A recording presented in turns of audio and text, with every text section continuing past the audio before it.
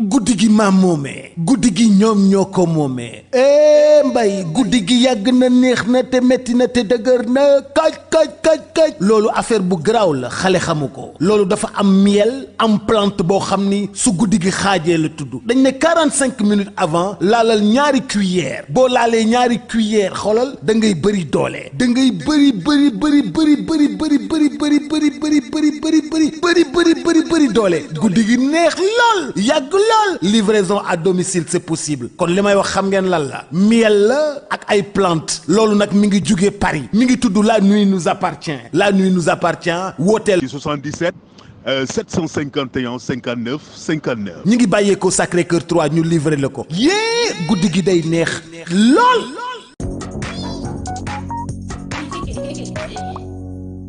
Bienvenue, amis fidèles internautes, vous qui avez choisi de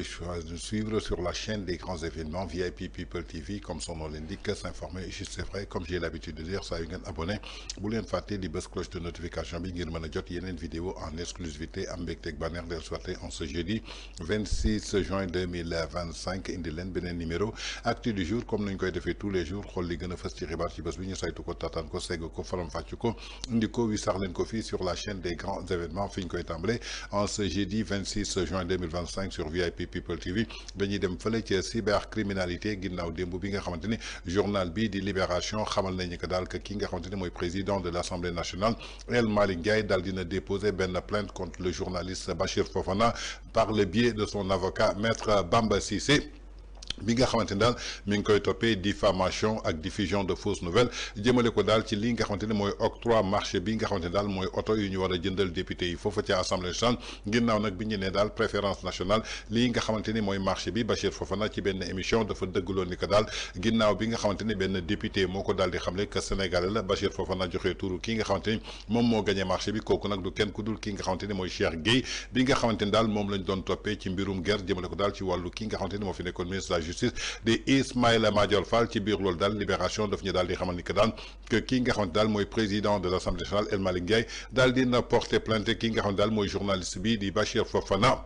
ak journaliste bi di Adama Gaye ginnaaw loolu daal ci ngoon si la ñu dégg daal que ki nga xamante ni mooy Bachir Fofana mujj nañ ko convoqué foofu ca division bu cybercriminalité ginnaaw loolu daal kii di Bachir Fofana mujj nañ ko toppee daal diffusion de fausses nouvelles mujj ko placé en garde à vue foofu nga xamante ni daal mooy ca division bu cybercriminalité jëmale ko daal ci ay nouvelles yoo xamante ni daal dafa concerné achat wu li nga xam daal mooy ay véhicules de l'Assemblée nationale surtout nag li nga xam daal mooy autosaisine bi nga xam daal procureur moo ko daal di ordonné moo waral li nga xam daal mooy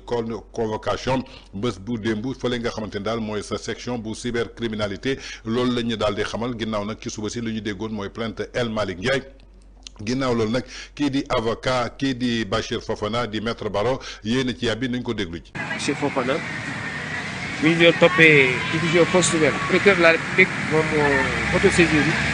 moom moo commissaire bi Boxa commissaire bi woo Fofana pour laaj ko si ay mbir yoo xamante ni ay information ay xibaar yoo xamante ni mu ngi circuler te xibaar yooyu waru wéeru voilà léegi interrogé nañ ko moom nee na vraiment li mu wax si ay sources la ko jëlee président assemblée ak Guy Marius Sagna surtout moom waxoon benn information moom la jàllale donc loolu est-ce que fausse nouvelle la yaakaaruma ko am na fausse nouvelle am na mésinformation am na désinformation mais de là à dire que un journaliste qui reprend des pans entiers ci déclaration benn député nga ne ko joxe fausse nouvelle yaakaaruma ko humblement et modestement je ne le pense pas maintenant puisque procureur autosaisir na dañuy xaaragum ba mu lire déclaration monsieur Fofana après on va aviser incha allah. waaw mi ngi dégg ñu ne kat ci la procureur ki ci autosaisir loolu tax da nga koy dégg. waaw maa ngi koy déggal procureur moo autosaisir parce que am na ñu doon nekk ne président assemblée nationale moom moo porte plainte mais loolu amul procureur bu mu déggee nouvelle bi depuis démb la woo commissaire après ci lañ ko woo moom bi ñu ko joxee convocation moom aussi c'est un citoyen modèle vraiment un journaliste très professionnel très lucide il a eu à déférer à la convocation en avisant ses avocats maître Youm ak man ñu ñëw sànq assisté ko xool conditions yoo xamante ni yi nga xamante ni. kon ñoo ko déggandoo muy kàddu avocat di maître Baro ginnaaw bi nga xamante ni commissaire bu division bu cybercriminalité daal dina convoqué le journaliste Bachir Fofana mu dem wuyu ji ci biir audition bi ak enquête bi xamal na ne que daal que ki nga xamante daal mooy procureur moo daal di autosaisir moo waral tey ji ñu convoqué ko foofu ci ay xibaar yoo xamante ne daal joxe na ko ñuy jàppee ne que daal du ay xibaar yoo xamante ne daal yu baax la du ay xibaar yu dëggu looloo tax procureur daal di autosaisir ginnaaw loolu nag moom mii di maître Baro fësal ne que daal ginnaaw bi ñu defee enquête bi moom Bachir Fofana li mu daal di tontu nee na diffusé wul fausse nouvelle ay xibaar la yoo xamante ni ab député moo ko daal di joxe mu reprendre ko donc loolu kenn waru ko ci mën a toppee li nga xamante daal mooy diffusion de fausse nouvelle ndaxte député bi ci boppam moo daal di njëkk génnee li nga xamante ni mooy nouvelle bi moom mu dellu soit daal di koy reprendre en tant que journaliste yoon may ko loolu éthique ak déontologie may ko loolu code de la presse may ko kon tey ji waruñu ko toppee li nga xamante ni mooy diffusion de fausses nouvelles donte loolu yëpp kii nga xamante ni mooy Bachir Fofana dañ ko mujj placé en garde à vue foofu daal tey ji yaakaar naa ni dañ ko jébal daal procureur pour que mu édifier ko ci sooram li jaaxal askan bi nag maanaam mooy bi ñu xëyee ci suba dañu gis daal libération daal di bind plainte bi nga xamante ni président assemblée nationale moom moo ko daal di bind ginnaaw loolu nag ci ngoon si ñu dégg ni que daal procureur moo autosaisir est-ce que li nga xamante ni mooy autosaisir nu procureur moo tax ñu convoqué ko wala plainte El Malick Ndiaye moo tax ñu convoqué ko en tout cas foofu la ñuy jëm baaraamu tuuma toujours dans votre acte du jour de ce 26 juin 2025 sur VIP People TV ginnaaw bi ñu ko placé en garde à vue mu doon daal benn question boo xamante ni doon na question bu troublante jëmale ko daal ci askan bi ndax El Malick Ndiaye en tant que président assemblée nationale am na sañ-sañu porter plainte ki nga xamante ni mooy Bachir Fofana ci li nga xamante ni ci institution la wax muy achat des véhicules de l' assemblée nationale bi nga xamante ni dafa concerné lii di assemblée nationale muy institution wala tey ji El Malick Ndiaye dafa dem ba ci biir xam ne ni que plainte bi kenn mënu ci jàpp Bachir Fofana moo tax ñu wëlbati ko daal procureur daal di autosaisir ñu daal di koy teg ci bopp askan bi ci biir loolu nag le journaliste Madiambal Diagne def na ci ay révélation ginnaaw démb bu mu jàkkaarloo ki nga xamante ne mooy Maïmouna Ndour Faye nañu déglu ci Madiambal Diagne dellu si waat. waaye su ma ko mayee damay tàmbale waxtaan wi pour nuyu te dëfal sama xarit sama rak Bachir Fofana nga xam ne dafa nekk chroniqueur ci journal Le Quotidien Bachir tey mi ngi ci ay loxo yoon ñu téye ko am naa yaakaar ni que téyewuñ ko ci lu ko jar te maa ngi ñaan te maa ngi sàkku ci kilifa yi ñu bàyyi ko mu dellu këram ndaxte kat li ñu téye Bachir dafa gën a woyof sax wala dafa nuroo ak la ñu téye Moustapha Diakhaté wala la ñu téye Abdou Nguer réew ma nga xamee ne dañ dem ba nga xamee ni bëggatuñu nit ki wax xalaatam wala ku wax xalaatam ñu wala tëj la ci barab bëgg laa noppelu loolu Sénégal miinut loolu tàmm ko te mënu fee sax kon bay bu ñu teg loolu ci suuf te Bachir Fofana moo ñu téye ñu bàyyi ko ndax lañ ko téye mooy plainte président de l'Assemblée nationale El Malick Ndiaye moo tax ñu woowoon ko garder ko à vue la nekk ca plainte ba du lu ñuy woowee nit def naa ko ci Twitter ci suba sama compte boobu ngay wax ne que bu amee ko war a expliquer wu du Bachir Fofana du keneen ci affaire marché auto yooyu. mais justement dafa am un peu lu ci jaaxle ce matin c'est le journal Libération moom moo annoncé la plainte contre Bachir Fofana et le journaliste Adama Gaye alors tout à l'heure bi ñu ko placé sous mandat de dépôt ñu tàmbali di wax naan procureur moom moo autosaisiru donc ce n'est plus une plainte du président de l'Assemblée nationale par rapport à l'acquisition des véhicules des députés. Maïmouna loolu du wax ju wér plainte El Malick Ndiaye président de l'Assemblée nationale contre Bachir Fofana ak Adama Gaye moo tax ñu ubbi enquête li may wax lu ma xam la te lu ma wér la damaa ndàkkaloo askan wi duma leen wax la nga xam ne awma ci firnde tout de suite nii mën naa laa yónnee document ba nga xam ne ci enquête bi la nekk une pièce de l'enquête qui est en cours bu lay jox preuve ni la El Malick Ndiaye moo porté plainte dama leen di El Malick Ndiaye moo porté plainte kon bi ñu fi bëggee indi ay waxu autosaisine procureur mooy plainte El Malick dañoo xam ne plainte bi teguwul fenn wéru te mënuñu cee téye Bachir Fofana wala mënuñu cee téye Adama Gaye moo tax ñu bëgg a jël ni procureur moo autosaisir ñu pour nañ defoon Abdou Nguer wuti luñ ko sëf dolli ko ci. donc jàpp nga ne bon là il est placé sous mandat de dépôt pour sous contrôle en garde à vue. On parle de diffusion de fausses nouvelles jàpp nga ne si l'histoire des véhicules là ne tient pas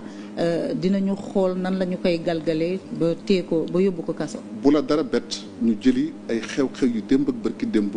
laaj ci interroger ci Bachir Fofana mais plainte El Malick Ndiaye bi nga xam ne moom la police di ubbi plainte boobu dañ ko articuler maître Bamba Cissé avocat moo ko bind plainte ba dani Bachir Fofana dafa wax ci émission ni que marché auto assemblée nationale yi dañ koo jox Cheikh Gueye moomu nag moom moo dénoncé woon Ismaïla Madior Fall Cheikh Gueye moom dañ koo def sous contrôle judiciaire plainte ba ni kon loolu insinuation la de népotisme loolu mooy plainte bi xam nga loolu mu ngi cee jàpp kenn ndaxte plainte boobu la Bachir fa war a wax wér na moo di kon plainte marché bi jox nañ ko Cheikh Gueye weddi wuñu loolu Cheikh Gueye moomu nekk na sous contrôle judiciaire Cheikh Gueye moomu dëgg-dëgg. dafa am bracelet électronique. dafa am bracelet électronique mais moom moo dénoncé woon Ismaïla Madior Fall loolu Sénégal yëpp gis nañ ko kon loola. pas dénoncé moom moo accusé. mu accusé Ismaïla Madior Fall. waaw kay nga baal ma ci baat bi parce que c'est important li nga wax ni mu accusé Ismaïla Madior Fall. kon loola la Bachir wax Fofana wax dara dañu ci kon loola ku ci porte plainte Bachir Fofana da nga ko tooñ moo tax kon ñu bëgg a wuti leneen ay lay gis nga dossier boobu bu ñu ciy porte plainte wala ñu ciy laaj kenn El Malick Ndiaye lañ ci war a laaj xam nga lu tax. Bachir Fofana tëb wax ci dossier bi Guy Marius Sagna di député à l'Assemblée nationale nekk groupe parlementaire u PASTEF les patriotes bokk ak El Malick Ndiaye groupe parlementaire moo jëkk a soulever cas boobu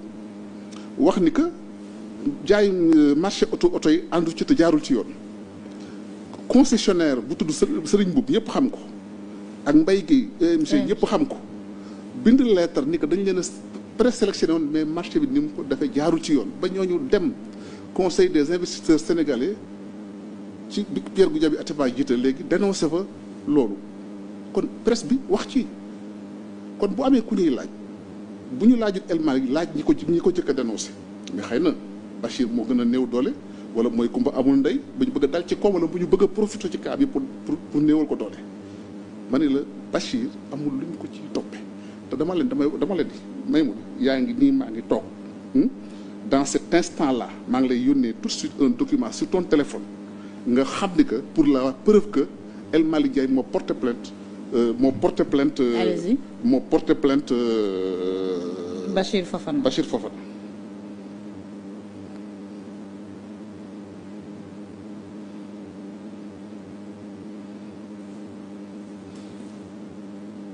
Il n'y a pas d'autosaisine. Il n'y a pas d'autosaisine du procureur de la République. Le procureur, c'est pas autosaisine, c'est une plainte du président de l'Assemblée nationale qui s'appelle El Malick Ndiaye et cette plainte a été formulée par son avocat maître Bamba Cissé que ñëpp xam nañ dafa mel ni dafa yeex sa internet bi wala sama bos mais mi ngi nii ci en machine ma woon la ko nii tout de suite nga gis boo ko mënee tijji nii nga tijji ko. nangoo tijjee ko.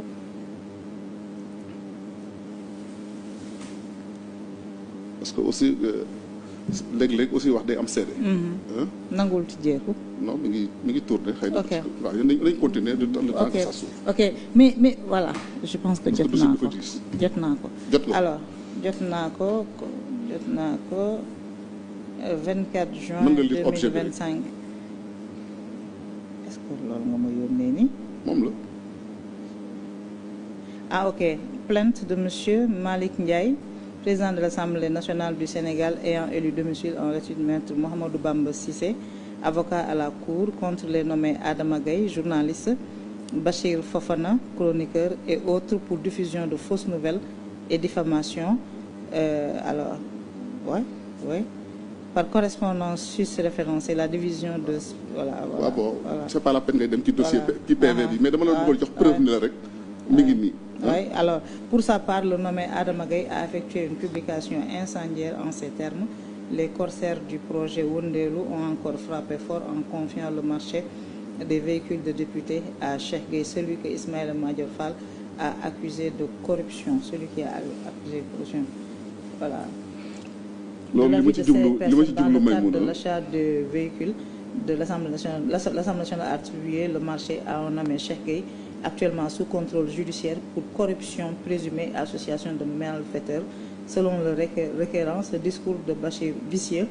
a été entretenu par un nommé Bachir Fofana, soutenu en direct par d'autres chroniqueurs supposés, puis repris par un large public. loolu moo lay wan ne la que kon El Malick Ndiaye moo porté plainte kon buñ fi indi benn lay ba bëgg fee téye Bachir Fofana amul lu ñu koy téye nañ bàyyi jàmbur mu ñibbi dama koy bamtuwaat amul lu ñuy téye Bachir Fofana nañ ko bàyyi mu ñibbi buñ fi indi suba naan waxoon na ci chronique quotidien il y a 6 mois wala il y a 3 mois wala wax na émission sàngam lii wala laa El Malick il a porté plainte sur des faits précis faits yooyu mi ngi noonu nañu enquête ci faits yooyu xam ni que mënuñu ko cee téye ñu bàyyi ko mu ñibbi.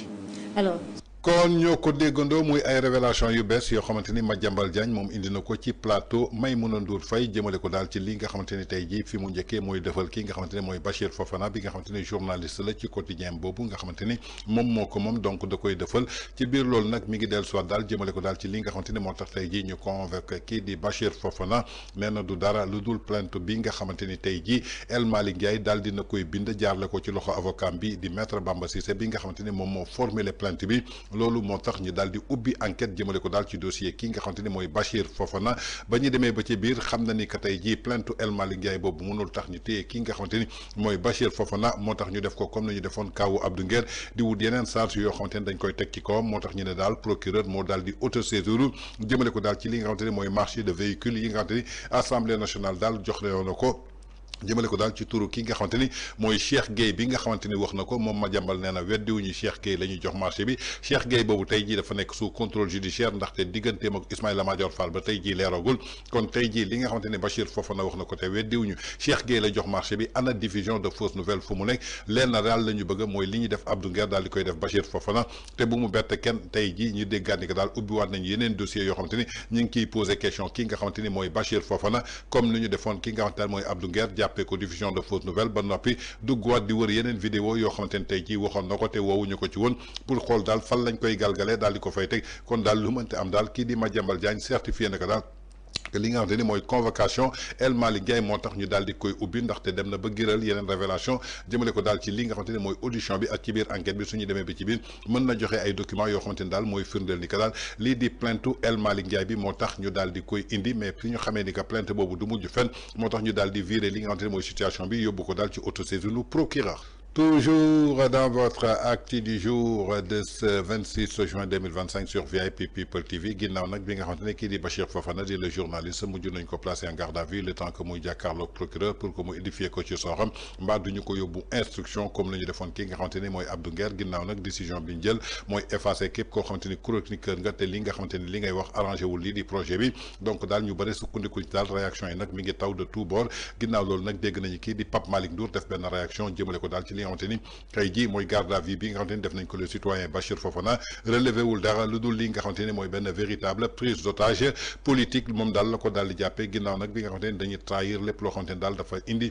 njàqare jëmale ko daal ci benn volonté pour ñu réduire li di espace démocratique bi mu doon daal néant boo xamante ni ñoom rek a koy occupé plutôt que ñu livré wu ci li nga xamante ni mooy ay gesticulation yoo xamante ni daal tey jii suñu sukkandiku ci lépp loo xamante ni lu répressif la jaarle ko daal ci lépp loo xamante ni ay tentative d'intimidation la mën na doon li nga xamante ni tey dañ ko prétendre daal di koy présider jaarle ko daal ci assemblée nationale ginnaaw nag lépp loo xamante ni mën nañ ko attaqué jëmale ko daal ci ay urgence yoo xamante ni ñoo gën a concret muy ay kaddu Pape Malick Ndour doon na benn démantèlement jëmale ko daal ci ay marché yoo xamante ni daal ay oto la ñu war ko octroyé ñi nga xamante ni tey jii ñoom ñooy député yi mu doon benn symbole bu flagrant jaarle ko daal ci li nga xamante ni tey jii moom lañ tuddee gaspillage di yàq boo xamante ni daal ci alalu askan bi la pour fàttaliku daal lii di marché oto yi daal def na ñeenti yoon lii nga xamante ni tey jii maanaam mooy l'ensemble jëmale ko daal ci ay investissement yu ñu exécuté jëmale ko daal ci état du Sénégal ginnaaw lii di premier trimestre 2025 suñu sukkandikoo lu ëpp ci li nga xamante ne mooy double montant bi doon na daal li nga xamante ne dañ ko alloué ay détenus daal di leen amnistier par pudeur jaarale ko daal ci li nga xamante ne mooy assemblée nationale ginnaaw nag bu mu waree surseoir jëmale ko daal ci marché bi moom ak Malick Ndour di ancien ministre de la jeunesse ci régime Macky Sall loolu daal la jàpp ni que daal que li nga xamante ni mooy garde à vue Bachir Fofana du dara lu dul li nga xamante ni tey jii mooy benn otage politique bu ñu jàpp foofu suñu jógee ci ki nga xamante ni mooy Bachir Fofana dañuy de kii Pape Malick Ndour dañuy dem ci maître Moussa Diop di avocat jiite li nga xamante ni daal mooy AG jot na réew yi ngor nee na daal nañu libéré ki nga xamante ni mooy Bachir Fofana lii di sukkaru kooru Guy Marius Sagna aussi dañ ko considéré comme ay député yoo xamante ni daal yu Pastef comme benn diffusion de fausses nouvelles ndaxte ñoom daal jamono ji lépp loo xamante ni ni wax na ko te arrangé wu leen rek jàpp nañ fausse nouvelle la ndaxte Guy Marius Sagna bu mu ko waxee dañu ne diffusion de fausse nouvelle la mu doon nag benn nouvelle boo xamante ni daal amul benn plainte boo xamante ni daal kii di président Assemblée nationale teg na ko daal ci ay poursuites yoo xamante ni daal parquet bi tey jii dañu xam ne que daal réew mi ngi viré daal ci musulman intégral jëmale ko daal ci ay voies yu libre muy ay kàddu yoo xamante ni maître Moussa Diop yëkkati na ko.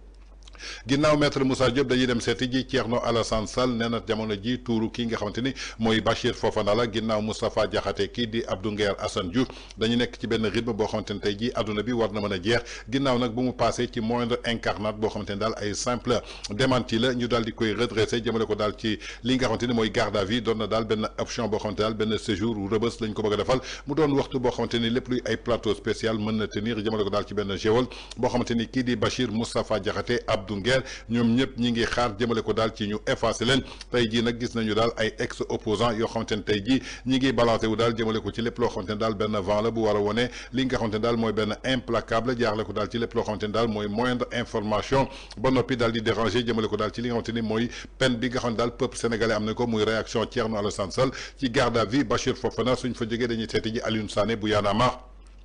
nee na lu muy sàkku ñu daal di libéré ki nga xamante ni mooy Bachir Fofana ndaxte tey jii ki nga xamante ni mooy président assemblée nationale di El Malick Ndiaye moom moo ñu war a édifier moo ñu war a leeral jëmale ko daal ci oto yi nga xamante ni ñu ngi koy jëndal député yi te coût bi jëm si wàllu passation de marché bi mu doon daal loo xamante ni c'est attributaire du Bachir Fofana moo ñuy expliqué mais El Malick Ndiaye ci boppam moo war a taxaw jébbal ñu ay kayit yoo xamante ni moo ne ni que daal que lii nga xamante ni mooy marché oto yi ñu bëgg a jëndal député yi jaar na ci code de transparence des marchés publics nu ko suñu constitution bëggee ba noppi ñu daal di fësal documents yi askan bi ku ci nekk teg ci bëtam loolu la ñu gën a soxla tey di jàpp Bachir Fofana boo xamante ni dafa révéler la bonne information joxale ko lépp muy ay kaddu Alioune Sané bu Y'en a marre. Toujours dans votre acte du jour de ce 26 juin 2025 sur VIP People TV suñ fa jógee dañuy dem seeti ji la réaction du chroniqueur Badara Gadiaga de l'émission Jàkkaarloo ci TFM ginnaaw nag li nga xamante ne mooy convocation puis placement en garde à vue du journaliste bi di Bachir Fofana moom kii nga xamante ni daal mooy le chroniqueur Bachir Fofana ñu duppee que le chroniqueur du peuple l'homme des vendredis si Jàkkaarloo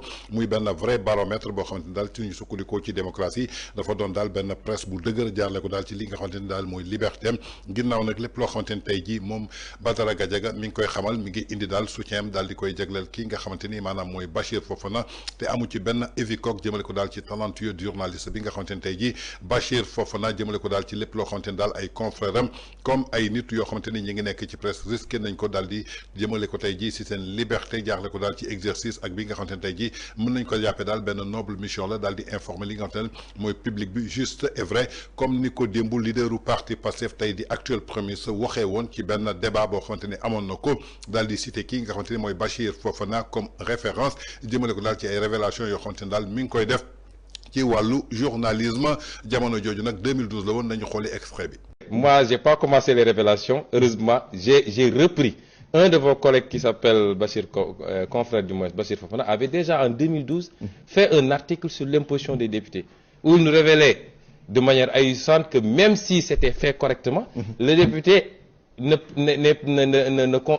consent qu'un impôt de 5 000 et quelques francs. Parce qu'il y a un système. C'est epsilon, comme on dit. Epsilon. Et si même c'est petit 5 000, parce que le reste c'est la cotisation retraite parlementaire qui fait 30 et quelques mille. Mais même si ce petit montant-là est insignifiant, on ne peut pas nous le reverser. Et je ne vois pas en quoi est-ce que le dénoncer doit émouvoir les gens. Nous allons quitter les...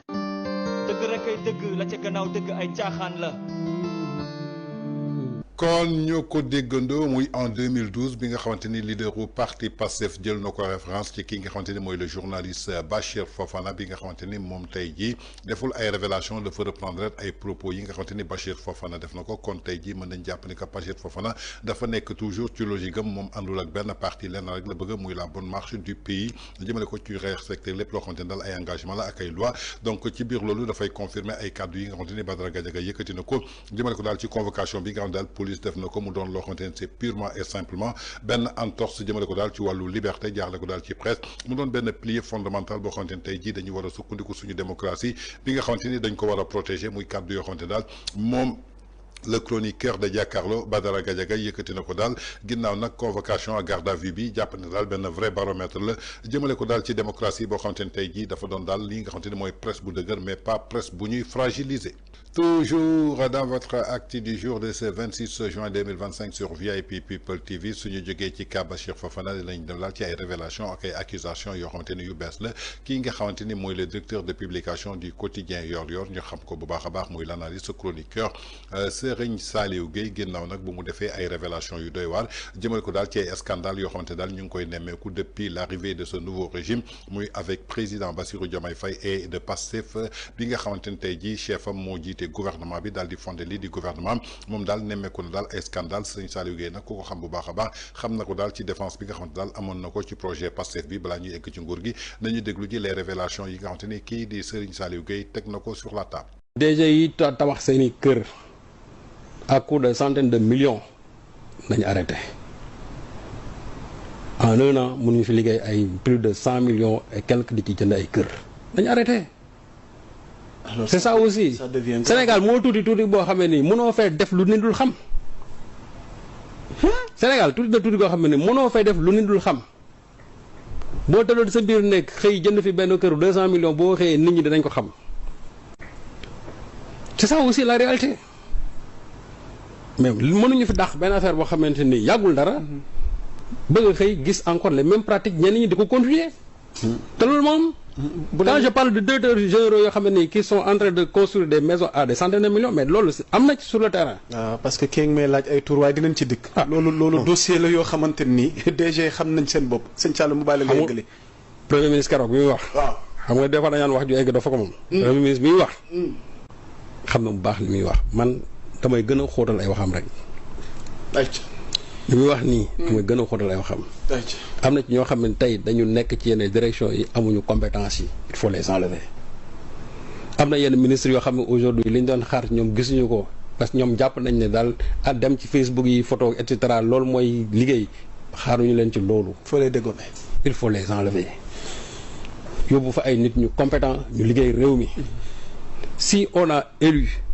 le président Bassirou Diomaye Faye mu jël Ousmane Sonko jox gouvernement bi c'est parce que dafa am lu ñuy xaar ci ñoom. tey ku gis Ousmane Sonko li muy rayante yëpp la muy def Chine tournée bi doon def président Bassirou Diomaye Faye chaque jour gis ngeen ni muy liggéeyee. buñ leen toppee ñooñu. réew mi doon liggéey. mais nag réew ñaari nit mënuñu ko yore ñetti nit mënuñu ko yore. c'est tout un ensemble. c'est-à-dire il faut que le reste aussi suive mais si la tête quand même ñoom bu ñu imprimer une direction et que le reste ne suit pas aussi ça pose problème. je ne mets pas tout le monde dans le même sac mais daf ci am gis nga dans la chaîne bu amee benn moyen boo xam ne day yëngatu rek chaîne bi ci boppam dootul dem te loolu actuellement nii moom lañ fi commencé di gis moom lañ commencé gis te gis nga sénégalais yi kenn moom leen lu ñu gis danañ ko déplorer boo demee dans les réseaux sociaux da ngay gis yenn xale yi ni ñuy ñaxtoo sur le comportement de certains directeurs généraux. Il faut que les gens fassent attention, il faut que les gens reviennent à la raison, il faut qu'on revienne à l'orthodoxie de la bonne gouvernance parce que loolu moo tax ñu teg leen fi mais mënuñu la fi teg barki dem rek nga ñëw li nga xamante ne moom nga fekkoon nga bëgg ko di ko continuer mënul nekk c'est pas possible il faut rompre avec les pratiques de l'administration de Macky Sall. kon kay jot na PM kay jël ay matuwaayam. non loolu moom xam nga PM moom boo déggee moom ba mu waxee. bu mu waxee ba yenn profil yi au niveau de certains postes. kon xam na ne ñooñu fañ leen teg du seen place. ça veut dire que on va les changer. mais man jàpp naa ne ñooñu bala ñu leen changer. il faut d'abord changer la tête. mooy les ministères là il faut qu'il y ait vraiment un remaniement. c'est devenu aujourd'hui vraiment un impératif. parce que yenn ministères yi ça ne marche pas. mais qu'il y ait sanction tamit après ah. kon ñoo ko déggandoo muy ay révélation di ay bombe yoo xamante ni moom Serigne Saliou Gueye di directeur de publication bu quotidien Yoor-Yoor ñu xam ko lool mu jógee lool li nga xamante ni maanaam mooy projet Pastef tey jii su toogee ci plateau daal di yëkkati kàddu yu mel nii sénégalais bu nekk war na tiit war na jaaxle ginnaaw bi nga xamante ni dañ doon xeex li nga xamante ni tey jii maanaam mooy sàcc bi nga xamante ni Macky Sall ak régime am ñi ngi ko doon def nguur bi nga xamante ni liggéey ñu woon dara dañ doon mucc deretu askan bi lépp loo xamante ni waroon a delluwaat ci ndaw yi ñoom ñoo ko jëriñu ko tey jii ñoom suñ leen falee ngir rupture ngir changement ñu ñëw teg leen ci bopp réewu Sénégal ginnaaw ci benn at boo xamante ni moom la ñu jël fonction ñi gis ay directeur général ñoo xamante ni tey jii ak ay DG yuy tabax ay kër yoo xamante ni toll na ci 100 millions sénégalais bu nekk war nga tiit jamono ji nga xamante ni tey jii ñu ngi plongé wu ci crise économique ndóol baa ngi ñuy bëgg a sonal. xëy yi wàññi nañ ko ay nit yu bëri ñu daal leen dàq ci seen bërëbu liggéeykaay tey ñu gis ay directeur général ay ministre yuy tabax ay kër yoo xamante ne c'est à hauteur de 100 millions du samay kàddu nag kàddu Serigne Saliou Gueye la war nañu wax yan DG la mu daal di leen liste teg leen tey jii ñu mën a xam ñan lañu ndaxte ñii ñi ngi liggéey wala dañuy liggéey di def seen poche est-ce que du firndeel ni que daal noos bi nga xamante ne tey jii moom lañ leen fi tege woon moom lañ fi nekkee est-ce que tey lii ànd nag jubal jubbanti ban ministre tey jii moo mën a économiser 100 millions ginnaaw suñu xoolee salaire am ak li muy am tey jii mu war ci dund ba mën a tabax këru 100 millions ci benn at alors que démb loolu lañ doon xeex ci régime président Macky Sall képp ku ñu gis nga yor kër ñu ne ab sàcc nga tey jii ñii nga xamante ni ñi ngi tabax këru 100 millions te kii nga xamante ni mooy Serigne Saliou Gueye def révélation yi est-ce que ñooñu aussi mënuñu leen tuddee ay sàcc comme démb nuñ ko doon waxee est-ce que Pastef lii la jaayoon Sénégalais yi est-ce que rêve bii la Sénégalais yi doon xaar est-ce que lii moo taxoon ndaw yi porté lii nga xamante ni mooy projet Pastef est-ce que lii moo taxoon 86 personnes daal di ñàkk seen bakkan est-ce que lii moo taxoon ndaw yi daal di génn yàq réew mi taal ko est-ce que lii moo taxoon lu ëpp ci 1000 personnes yu daal leen arrêté yóbbu leen ci kaso bi du changement la ñu bëggoon wala rupture est-ce que tey su dee Serigne Saliou Gueye lu mu wax dëgg la ñu firndeel ko est-ce que dootul tey jii ñu delluwaat ginnaaw xam ne ni que tey jii luñ ñu digoon ak lu ñuy wone c'est diamétralement opposé tey jii muy ay révélation yoo xamante ni moom Serigne Saliou Gueye def na ko ni ko Serigne Saliou Gueye fee nag yaakaar naa ni Bachir Fofana noonu la ko defee mbaa Serigne Saliou Gueye kenn du ko toppee diffusion de fausses nouvelles jëmale ko ci tey jii muy indi ay preuves en tout cas wait and see journaliste projet bi moo ko wax. toujours dans votre acte du jour de ce 26 juin 2025 sur VIP People TV suñu jógee ci Serigne Saliou Gueye doon benn journaliste boo xamante ni ku nekk ràññee na ko jëmale ko daal ci projet bi ndaxte ñoom la yàgg défendre ñoom la yàgg nekkal tey su demee bay liste li nga xamante ni mooy seen ay scandale yoo xamante ni tey jii ñoom ñi ngi koy def ci seen biir yaakaar naa ni képp kuy sénégalais war nga jaaxle ndaxte du opposant moo ko wax di ki nga xamante ni d'accord wuloon ak projet bi suñu jógee foofu dañuy seeti ji keneen ki nga xamante ni moom militant la sympathisant la gëmoon loolu li nga xamante ni mooy projet Pastef ginnaaw nag bu mu xamee ni daal rupture amul changement amul injustice totale moo am ci biir réew mi ginnaaw nag bi nga xamante ni xeex na jël alalam investir ko pour défendre ki nga xamante ni mooy président Bassirou Diomaye Faye ak premier ministre ba jël alalam daal di ciy def ay t-shirt nangam sangam kooku ci boppam tey jii moom mer ba futt daal di découragé xamal ni que daal gëmatul kenn ku ci nekk ci ñoom sa bopp nga fi nekkal donc ku nekk na nga nekk ci sa bopp nañ ko seetaan di dellu si waat. salaamaaleykum vidéo maa ngi koy def nag di adressé sama parole pour la police nationale ak sénégalais ak nguuru Diomaye ak Sonko dañoo xeex pour réew mi tegu ci yoon ñuy jéem a jubal jubbanti si li ñu woote ma yor sama carte grise yor sama permis yor sama assurance ñu jàpp ma nag casque maa ngi casque yoraat casque musuma tooñ du ma tooñ kenn sama assurance bu jeexee dama koy dagg 1 an di circuler normalement fàtte sol casque ñu jàpp ma téye sama moto biir commissariat Grand Dakar téye sama moto biir commissariat Grand Dakar ma dem fa pour def jéem a xool ni may lijjanti sama moto parce que mooy sama tànk moo may taxal liggéey ñu téye fu sama moto ma ñëw ñu may ñàkk kersa et la police nationale qui devait être là pour protéger le peuple du ma si sori ce que je dois faire je vais essayer d'aller le faire mais autre chose maa doon woote naan ay Sonko ay Diomaye laay dundatuma kenn ay Sonko Diomaye yëpp laa si yamal sama yoon nekkatul si dëkk bi ku nekk yaa xam baaleetuma kenn lijjanteetuma kenn yaa ngi dégg maa moom sama photo maa moom sama conviction boobu et je regrette aujourd'hui franchement parler au fond du cœur Sénégal xam naa kenn du ko defar du mës a baax yaa ngi dégg parce que abus de pouvoir bi fi am la ñu war a xeex mu jeex ay Sonko ay Diomaye yooyu yëpp dafay jeex bu ma kenn waxati patriote nekkatuma patriote kenn bu ma kenn waxati waxu patriote nekkatuma patriote je suis un simple service citoyen jeex na wasalaam et quand je trouve la possibilité de changer de nationalité j'allais le faire parce que je ne regrette rien du tout dëkk bi amul yoon tegul ci yoon ay Diomaye ak Sonko yooyu yëpp moo fi jeex ay Diomaye ak Sonko moo fi jeex lépp moo fi jeex ku nekk na nga dundal sa bopp ñoom Diomaye seen bopp lañ fi nekkal ñoom Sonko seen bopp lañ fi nekkal police nekk fi dañuy maltraité dañu def lu ne naka sudul noonu lépp ñu koy def te kenn du wax la moo tax ñu xeex pour changer rupture pour créer une rupture moo tax ñu xeex ah lii yëpp sama yëre la maa ko defal par mes propres moyens Sonko joxu ma ko Diomaye joxu ma ko sama alal la maa ko liggéey ñàkk ko am si fierté yii yëpp maa ko jënd yaa ngi dégg am si fierté musuma regretter dara mais aujourd'hui franchement parler pour être dans ce pays je regrette tout li ma def lépp je le regrette ma def yëpp je le regrette bu ma kenn wax ci patriote nekkatuma patriote kenn yëpp maa ko defaroon ay Sonko ak ay Diomaye sama yoon nekkatul ci kenn tant que dëkk bi rek la wuñu ko wala ñu amul jëriñ ñu mën a diriger dëkk bi ñu mën a gérer dëkk bi ñu wax ñu ko.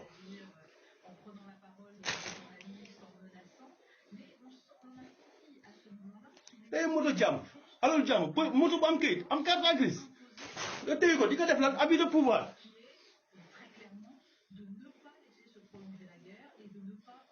abus de pouvoir moo fi jeex.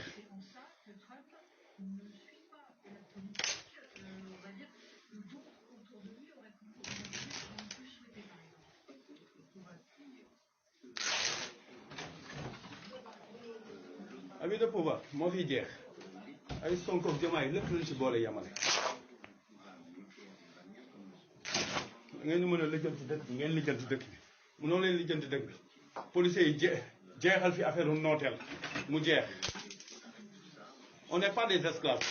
on est des citoyens bu ñu mën a amul sécurité envers la police ñu wax ñu lu leer ñu xam fu ñu jëm.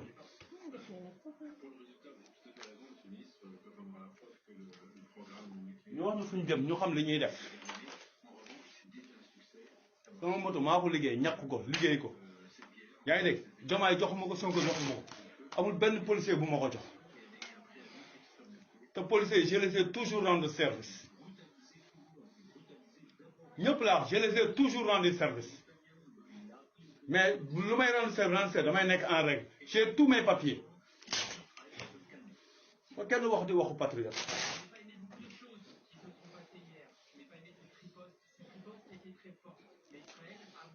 kenn waxati waxu patriote affaire Sonko yeeg Diomaye moo fi jeex lépp man maa ko daggati te je ne regrette rien du tout ku may mere yaa xam faalewu ma kenn faalewu ma parce que quand on pousse une personne on le pousse à vous.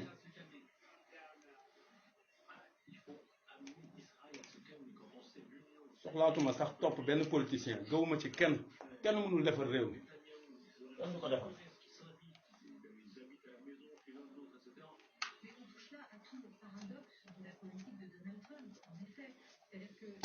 Et si j'aurais la possibilité de changer de nationalité, j'allais le faire.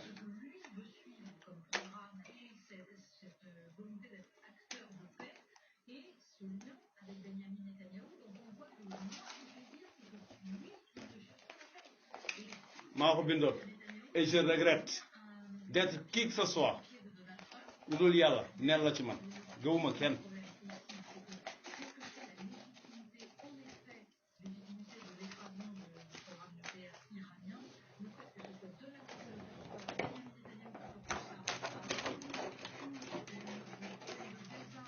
kon ñoo ko déggandoo muy un militant boo xamante ni dafa gëmoon projet parti Pastef ànd ci xeex ko gëm ni que kii nga xamante ni mooy président Bassirou Diomaye Faye mooy premier ministre bi mooy Diomaye ginnaaw nag ba mu xeexee jël alalam liggéey ko defar ay photo defar ay t-shirt ci alalu boppam bi nga xamante ni moo ko ñàkk mi ngi alerté ñi nga xam ne daal mooy la police nationale ak ki nga xamante ni mooy le président de la République ak son premier ministre jëmale ko ci lu ñu doon xeex démb tey jii ba egg si fii yaakaaroon nañ jeex na waaye jeexul ginnaaw nag da doon dawal moto fàtte li nga xamante ni mooy kaskam am na permis am na carte grise am na lii di assurance am policiers yi jàpp motoom yóbbu ko foofu ca police su Grand Dakar mu ñëw foofu ñu koy jaay ay forfaitaires yoo xamante ni daal ay abus de pouvoir ginnaaw nag moom moo fàttee kaskam loolu aussi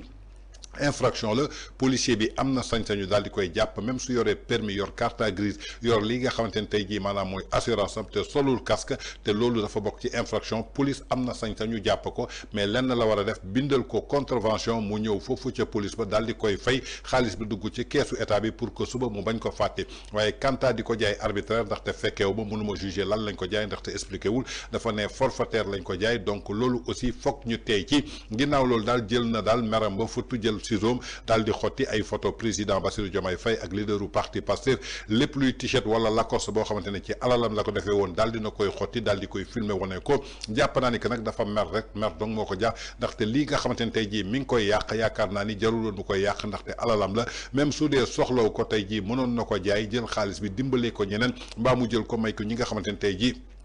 bëgg nañu sol yére te mënuñu sol yére ndaxte ba mu fàttee ni que démb ba muy jël alalam daf leen gëmoon xëy na tey jii lii moo tax tey jii mu daal di mer ba futt su demee ba mu ne tey jii dafa bëgg a changer nationalité bëggatul nekk Sénégal gëm na ni que Sénégal kenn mënu ko defar ku ci nekk ci ñoom sa bopp nga nekkal en tout cas man lenn rek laa d'accordul mooy yàq bi nga xamante ne mi ngi ko def jëmale ko daal ci t-shirt yi ak Lacoste yi nga xamante ni ab xaalis la jar ak nu mu mënta demee xëy na da ko doon jaay ndaxte lépp gëm naa ni du ko sol kon tey jii am na ñeneen ñoo xamante ni ba tey jii gëm nañu projet Pastef mënoon na continuer jaay ay t-shirt am jaay ay Lacoste même su dee soxlawul xaalis bi mu jël ko jox ko ay néew di doole yoo xamante ni soxla nañ ko ñu dundee ko moo gën yàq bi nga xamante ni mi ngi koy def photo yi nga xamante ni tey jii mi ngi koy xotti ak ciseau amul photo boo xamante ni daal dërëm demu ci kon yaakaar naa ni tey jii lu mu mer waroon na utiliser lii nga xamante ni tey jii mooy xelam ba ñu utiliser lii di xolam en tout cas muy benn militant daal bu Pastef moom it mer na ba fut toujours dans votre actu du jour de ce 26 juin 2025 sur VIP People TV suñ fa jógee dañuy dem fële seeti ji li nga xamante ni mooy ouverture jëmale ko daal ci 16e conférence jëmale ko daal ci li nga xamante ni mooy partie COP16 bi nga xamante ni convention des Nations Unies pour xeex lépp loo xamante ni moo jëm ci wàllu désertification kii di l'ancien président de la République Macky Sall le président le plus présent dans l'international que plus que jamais tey ji mi ngi fa teewoon ginnaaw loolu nag daje nag beneen icône de la musique sénégalaise di Baba Maal dañu xooli ji vidéo bi dellu si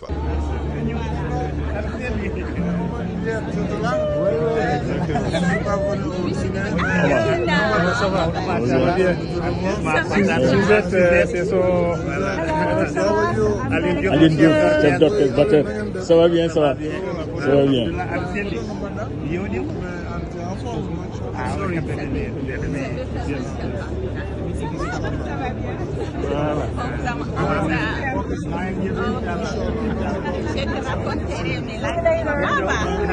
kon ñoo ko gisandoo muy image boobu nga xamante ni on voit le président de la République Macky Sall bi nga xamante ni moo jiite woon Sénégal de 2012 ba 2024 ak beneen icône de la musique sénégalaise de la culture di Alaaji Baba Baydi Maal ginnaaw nag bi ñu dajee ci ouverture li nga xamante ni mooy 16e conférence boo xamante ni daal moo jëm ci wàllu COP16 ñu teelee ko ci convention bi nga xamante ni mooy des Nations Unies jëmale ko daal ci xeex lépp loo xamante ni mooy désertification muy wane ni toujours rek li nga xamante ni mooy compétence ak prouesse bi nga xamante ni Macky Sall def na ko ci Sénégal jëmale ko daal ci wàllu démocratie jëmale ko ci wàllu diplomatie jëmale ko ci wàllu liggéey jëmale ko ci wàllu paix ak stabilité moo tax tey jii aura bi mu am au niveau international tey ñi jiite Sénégal sax amuñu ko ndaxte amul benn sommet boo xamante ni adduna fa lay daje influenceurs yi fa la ñuy daje ñi nga xamante ni ñooy décideurs u adduna bi fa la ñuy daje te président Macky Sall du fa nekk jamono jooju nag fii ci Sénégal ñi ngi jàpp président Macky Sall di ko traité de tous les noms d'oiseaux jàpp ay ministres am jàpp ay DGM di leen yàq lu mel ni xeme ginnaaw loolu nag kii di président Macky Sall dafa mel ni lii mooy réponse am jëmale ko daal ci ay détracteurs am nee na donte nee ngeen xaw ma dara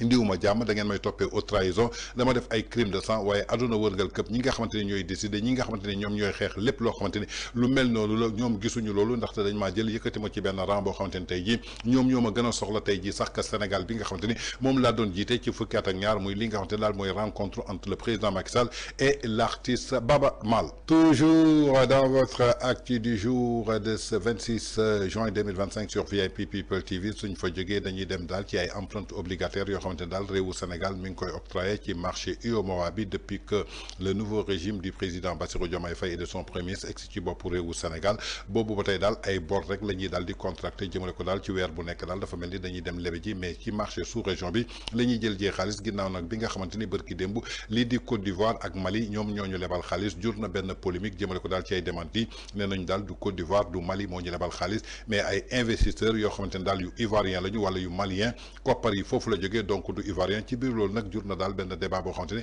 bu controversé la foofa ca plateau Grande Gueule diggante ki nga xamante ni mooy le journaliste Cheikh Kandé ak ki nga xamante ni daal mooy Samuel di défendre li nga xamante ni mooy parti bi di Pastef nañu déglu ji la réaction de Cheikh Kandé. ci weer wi par rapport ak lu nu mel gis nañ ne nee nañ ce sont les investisseurs ivoiriens yi nga xamante ne ñoom ñoo ko facilité mais bon dégg nañ li nga xamante ne aussi ki ngi leen di Samuel wax na ko ci du ñoom. investisseur ivoirien du ivoirien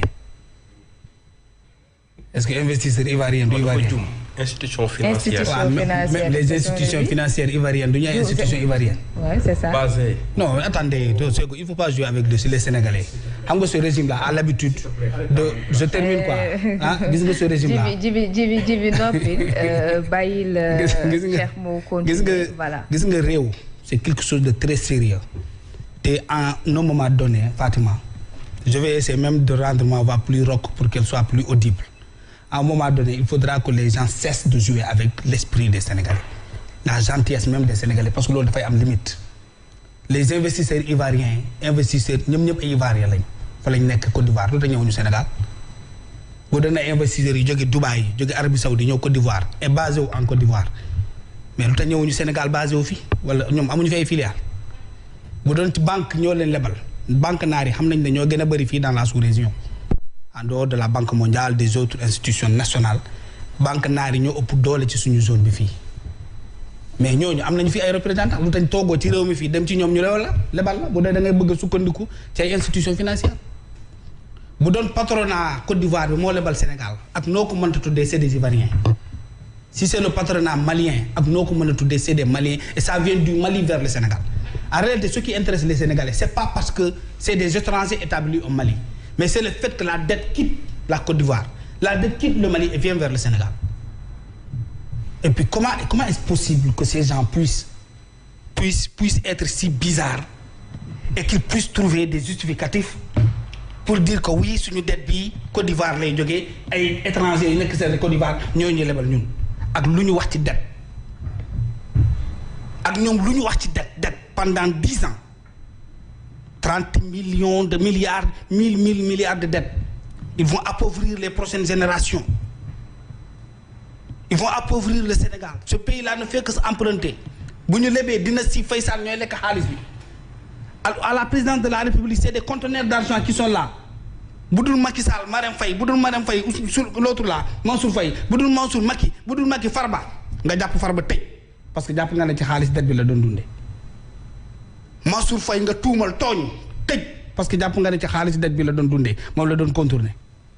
mais tout cela ñu fekké ko fi et puis aujourd'hui mais c'est le PASTEF qui se vante et qui essaie de se justifier parce qu'ils disent que le marché sous-régional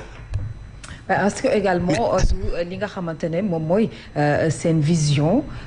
bi nga xamantene mom lañuy kon vision Pastef bor da ci bokk quoi Fatima jiital ci walu mais bor bi également bor mënul ñak mais attends je termine mais wa légui ñom légui lañ koy xam kon xam nga la gis nga l'être humain on ne peut pas te refuser l'absurdité parce que tu es un nit kese nga mais bo démé bu joom mais quand tu te rends compte de l'évidence de la pratique de l'État sens de discours wax la Sénégalais yi langage yu dëgg quoi nee leen lii bu ñuy wut politique la rek bu ñuy wut nguur la woon quoi maintenant on se rend compte qu'on ne peut pas gérer nos États sans la dette et puis tu es quitte avec ta conscience parce que nul ne peut gérer un État sans la dette les pays les plus puissants du monde se sont endettés les États-Unis c'est le premier pays en termes de pourcentage de ratio d'emprunt au niveau international mais tout le monde sait qu'il faut emprunter pour travailler cette yenn mbir yi mais yow nga toog nee nit ñi ñun dañoo bari zircon dañu bari or dañu bari pétrole nous avons des ressources naturelles les meilleures au monde dem ba ne Sénégalais pétrole bi Sénégal am moo gën a baax ci pétrole yi àdduna bi yëpp ñoom ñoo toog di ko wax nous avons le meilleur pétrole Macky Sall jaay na ko déjà nga ñëw sa président dem di inaugurer ñu jël kopp premier pétrole yóbbul ko président de la République won leen ko ne leen voilà les premiers spécimens de l'exploitation du pétrole Waly Diouf Bodian ne mu neex leen mu naxar leen yéen les résidus de l'opposition là le premier bateau de gaz vient de débarquer sur les côtes de Dakar tu te rappelles non et vous avez dit tout ça aux Sénégalais le jeune prétentieux là Ngagne Demba Touré toog di expliquer suñu pétrole suñu essence suñu gaz suñu ressources naturelles le zircon l'or tout ce que cela peut nous rapporter en termes de manne financière ñu ne mais alhamdoulilah ceux qui connaissent nos ressources naturelles qui ont une meilleure expérience sur le gaz qui ont une meilleure expérience sur le pétrole et l'or qui ont une meilleure expérience sur nos ressources naturelles globalement de l'est à l'ouest du nord au sud et tout le Sénégal du centre ñoom au pouvoir fini donc les emprunts on va utiliser nos ressources naturelles et on va développer ce pays mais le grand va jurer sur le Saint-Coran au nom de Dieu en 2024 ñu soppi réew mi marquage à culotte laa soxla mooy une opposition de Sagamé aujourd'hui maintenant on se rend compte que pour survivre même dans ce pays-là il faut compter sur la dette de la Côte d'Ivoire et du Mali quand même il faut être honnête dans cette vie-là il ne faut pas jouer avec ce peuple qui est abusé qui souffre loolu mooy dëgg vous ne pouvez pas mais reconnaissez que vous ne pouvez pas ouvrez l'État aux autres compétences du pays on va conjuguer ces efforts-là loolu mooy dëgg on emprunte de trop nous sommes face a un surendettement incontrôlé et qui risque d'être incontrôlable dans les prochains mois. Parce que quand tu empruntes pour payer les salaires, mais au moment donné, dans la sous-région là, si tu comptes, parce que nous, de Gournal et de moi, ils ont fait 2 sorties pour dire, justifier pourquoi ils empruntent dans la sous-région. Mais sous-région, nous avons dit que c'est de la lebal parce qu'il y a l'année. C'est le Madjap. Parce que j'ai dit que la dette elle est circulaire. C'est sur un point vers un autre point. Ça quitte ici et ça revient sur le point de départ. Quand tu as fini de toucher sur tous les points, les gens vont refuser de te prêter de l'argent. Parce que dette, vous n'avez pas un rack quel d'autre comment on a fait. Mais restez là des termes techniques, inutiles. Xam nga luy dette, madame. Moy da nga soxla xaliss dem ci nit mu lebal la nga ñew ni nokoy fayé yéna koy waxtane amul ay sciences infuses les théorèmes là ay dettes endogènes d'autres mais exogènes ay économie leen yépp tapalé tubab la xam nga lan mo xew moy dëkk bi amul koppar ñi ko yor xamuñu fu ñuy jëlé xaliss dinañ ab bëtam ab di Niger gi fofu lañ jëm Niger gi nga xamné ils sont fatigués par le terrorisme c'est ça la vérité mais qui vous dit la autre chose ici et qui ne vous dit pas que ces gens là font face.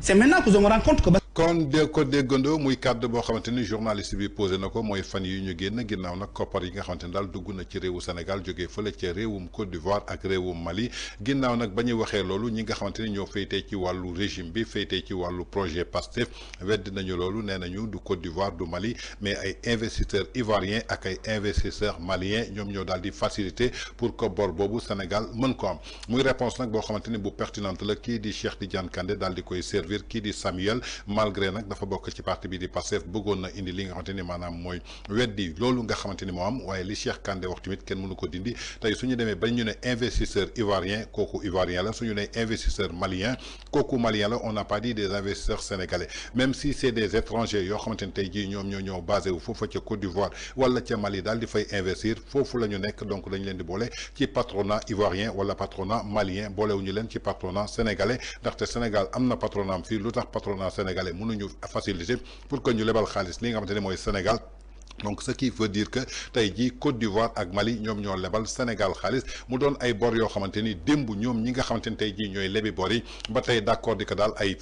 facilitateur la ñu démb ñoom ñoo jàppoon di saaga Macky Sall jëmale ko ci bor naan foo toll yaa ngi leb di leb ret foog ne ko bor mooy suqali réew alors que bor mënul suqali réew ñooñu tey jii est-ce que war nañu mën a toll fii nga xamante ni ci étape bii ñu toll même pas 2 ans tey lu ñu yor ci bor daal di koy gàddu ci sous-région bi kenn xamul nu mu toll alors que démb ñoom gëmuñu woon bor bëgguñu woon bor demoon nañu ba ne sax nit ki soo lebee bor da nga ko war a nëbb waroo ko fësal ndaxte tey jii di wane ne que da nga am crédibilité dañ lay lebal loolu baaxul ci yow tey jii ñooñu ñoo dem mujj ci marché UEMOA bi di lebi ay xaalis boo xamante ni tey jii suñu demee ba Côte d'Ivoire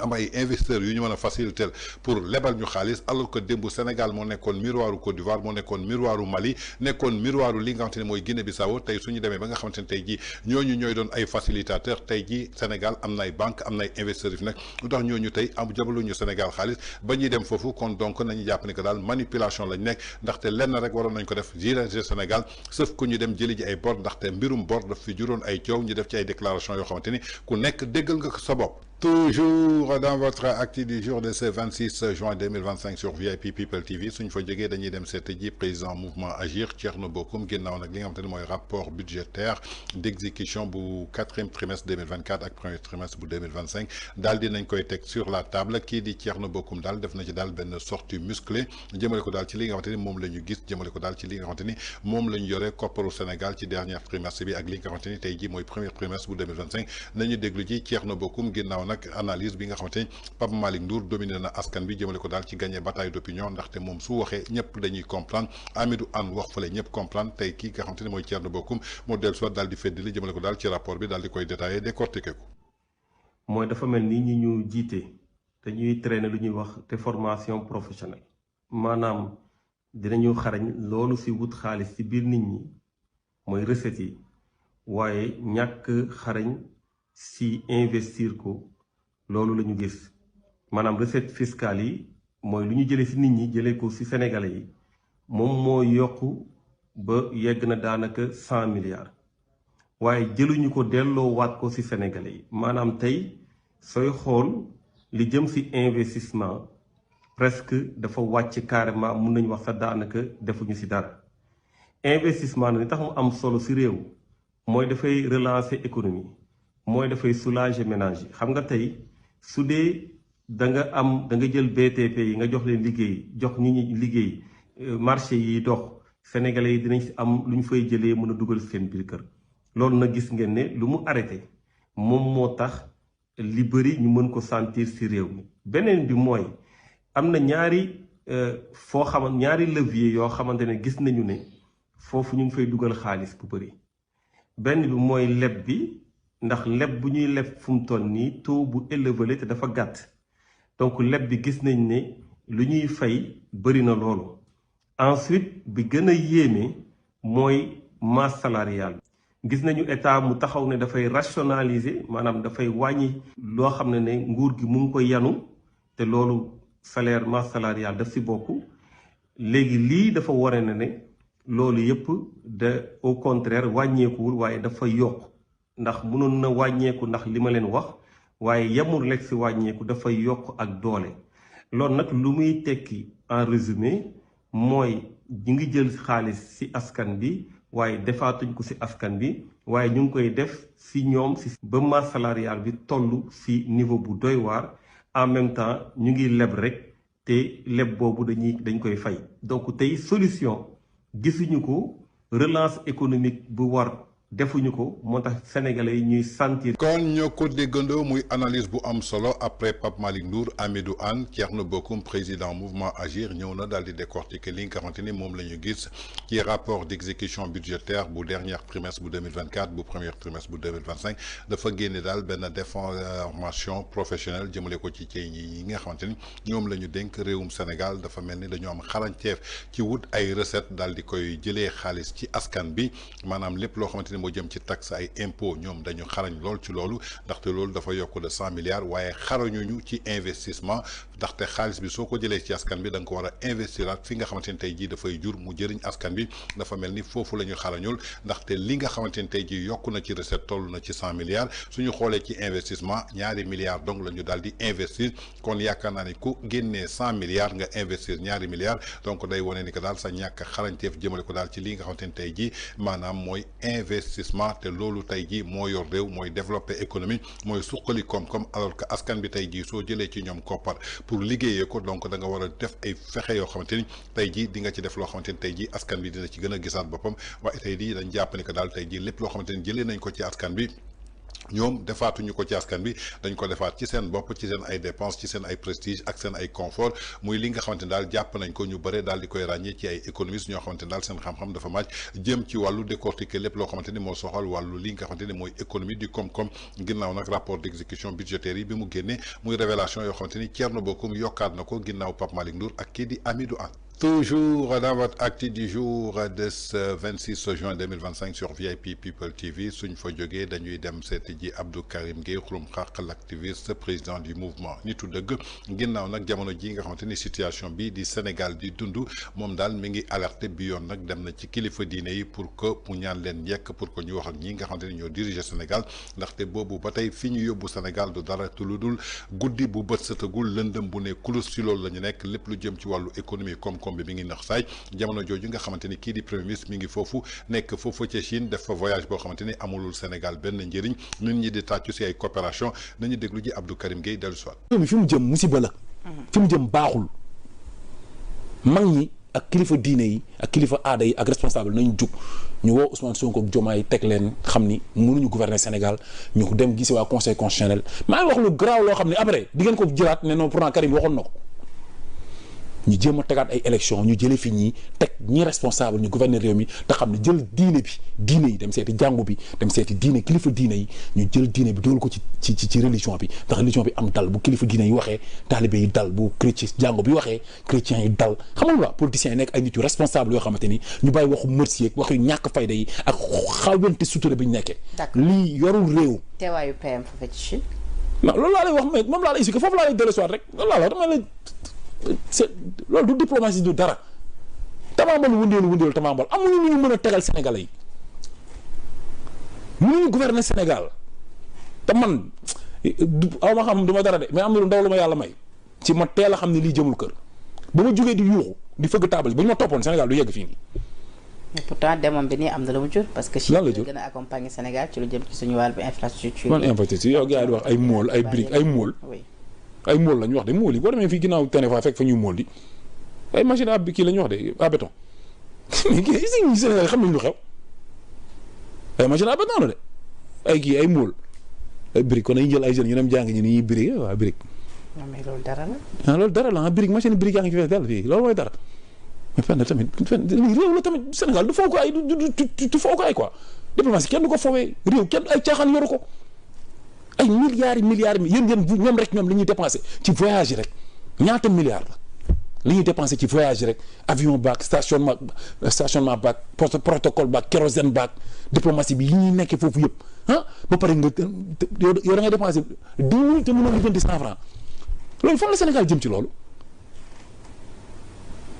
ñu ngi négligé penda ñu ngi négligé lu doy waar te damay fàttaliwaat Sénégalais yi nañ waxtaan dem seeti sëriñ si seeti sëriñ Mountakha seeti Cheikh Maye Niass seeti Sëriñ Abdoulaye Si Sëriñ Mbaye Sy Mansour seeti sëriñu Laayeen yi xalif Laayeen seeti xalif Ndiassane seeti waa jàngu bi Monseigneur waxtaan na ñoom dem seeti waa bois sacré yi xam nga roi aussi ñoo ñëpp ñu jël leen ñu toog ci valeur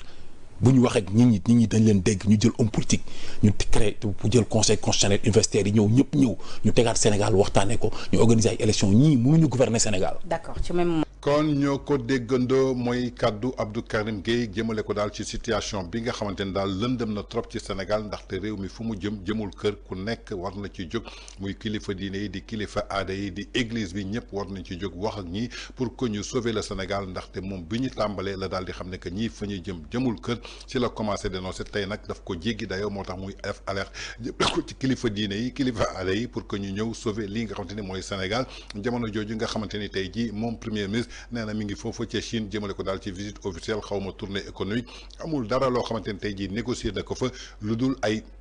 chinois yoo xamante ni daal dañuy indi ay machines yoo xamante ni dañuy defar ay briques pour li nga xam ne daal mooy projet SICAP yi alors que brique fii nga xamante ni mooy Sénégal yaakaar naa ni foo dem rek tey maçon bi soog a door sax manœuvre bi sax war na mën a defar brique ay usines yuy defar brique ñi ngi fi ampagaay tey amul dara lu ñuy bàkkoo lu dul dem defari ay briques pour ay projet SICAP yaakaar naa ni loolu ay naxembaay la mu doon daal situation boo xamante daal bu déplorable la moom Abdou Karim Gueye daal di koy dénoncer jëmale ko daal ci alerte képp koo xamante ni kilifa diine nga wala kilifa aada. Toujours dans votre acte du jour de ce 26 juin 2025 sur VIP People TV suñ fa jógee dañuy dem ci plateau Sen TV fekk ji fa ñoom Kader ginnaaw nag bi nga xamante ne lii di visite bi nga xamante ne daal moom premier ministre def na ko ñu tuddee ko visite officielle ndax visite officielle la wala du visite officielle nañu déglu ji la réaction des chroniqueurs sur la Sen TV ñoom Kader ñoom Bamba. Question sur la Bamba. Mais man j'avais appris que moom visite officielle la doon dem non. Ah waaw. Finalement, c'est au sommet de Davos. Qui a été programmé au dernier moment. Non. C'est-à-dire, ils n'ont pas dit la vérité aux Sénégalais. Pas passé. Ils n'ont pas dit. Non. Inviter et se faire inviter du Ben. Bon, mes visites officielles. Xam nañ ne visite officielle tu es dans les banquets de l'État. Le président day waajal sa añ waajal sa reer gérer sa ndekki sa transport foofu sax moo koy gérer boppam. ngeen am ay séances de travail avec les membres du gouvernement man loolu laa xam ci visite officielle état bi yónnee ku lay accueillir mais même suñu premier ministre bu muy wàcc Chine ambassadeur du Sénégal defe naa moo ko dem accueillir journée yi mu wonegum yëpp c'est avec des gouverneurs de province maanaam ce n'est même pas des gouverneurs de région comme ñoom ni ñu ko nammee dafay nii Sénégal pôle nord pôle sud ñu naan membre pôle nord moo koy accueillir ce n'est même pas un membre du gouvernement chinois. Mais qu'est-ce que nous informe à la dernière minute? Que notre PM, parmi ses contrats qu'il a signés, c'est des trucs de fabrication de briques pour la SICAP. Moom la signé. nga dem ba Chine ak suñu réew nu mu bari ay defarkatu briques est-ce que yéen a dégg li may wax. bu baax a baax yow dañuy suivre. Notre premier ministre qui sera en Chine. Pendant que sa agriculture mu ngi souffrir mu ngi étouffé wu mu ngi étouffé wu pendant que la Chine est un modèle agricole dans le monde de réussite agricole dem nañu ba Chine drone yi ñooy ji ceeb du loxo da ngay toog sa kër yóbbante drone bi mu dem béyal jiyal la ci yëpp ceeb dem daxal la ay picc arrosel la defaral la herbicide wiisal la engrais yaa ngi sa biir kër toog surveiller sa kër programmer lépp ces machinisés en Chine moo waroon dem ci visite boobu jàngi de l'expérience chinoise par rapport à cette réussite agricole. Vous dites aux Sénégalais que oui, le Premier ministre vient avant en visite officielle. Parce que tout simplement, c'est le PM qui va quoi. Il faut montrer que oui, il est accepté dans le monde. Fii lañ tollu ci Sénégal. Pendant que tu as du mal à contrôler sa ndox, Chine nekk modèle ci domaine bi. Allez-y refaire des recherches. Il contrôle l'eau. Xam nga Chine dafa nekk ci milieu boo xam ne c'est hostile même à la vie. Ndax montagne tremblement de terre ak yooyu ils ont dominé la terre nga war a dem jàngi loolu ci Chine te loolu la foofu la ñu waroon gis le premier ministre mais pas di ñu won ay conventions yoo xam ne xamoo même pas le contenu de ces conventions les gens avec lesquels tu signes ces contrats là personne ne les reconnaît dans l'industrie mondiale kenn xamul leen tudd ñu fa benn service wala benn entreprise boo xam ne à un aura mondial alors que les Chinois au Sénégal avait déjà de très bons partenariats avec la République du Sénégal. Des partenariats d'impact sur le plan sécuritaire, armement militaire, renseignement ak yeneen. kon ñoo ko déggandoo muy révélation boo xamante ni les chroniqueurs de grande gueule muy Kader di Ahmadou Bamba ak Cheikh Kandé def nañ ko daal ci visite officielle bi nga xamante ni moom la ñu annoncé woon bi premier ministre dem Chine par la suite la ñu annoncé daal sommet Davos la demoon loo xamante ni c'est en dernière minute lañ ko daal di programmé ginnaaw loolu nag dajale na kopparu Sénégal wut jet privé def ci kérosène ànd ceeg ay délégation boo xamante ni ñoo nekk ci biir logis et nourri samedi dimanche lundi ba. Mardi yaakaar naa ni amul dara loo xamante ni négocier nañ ko fa lu dul ay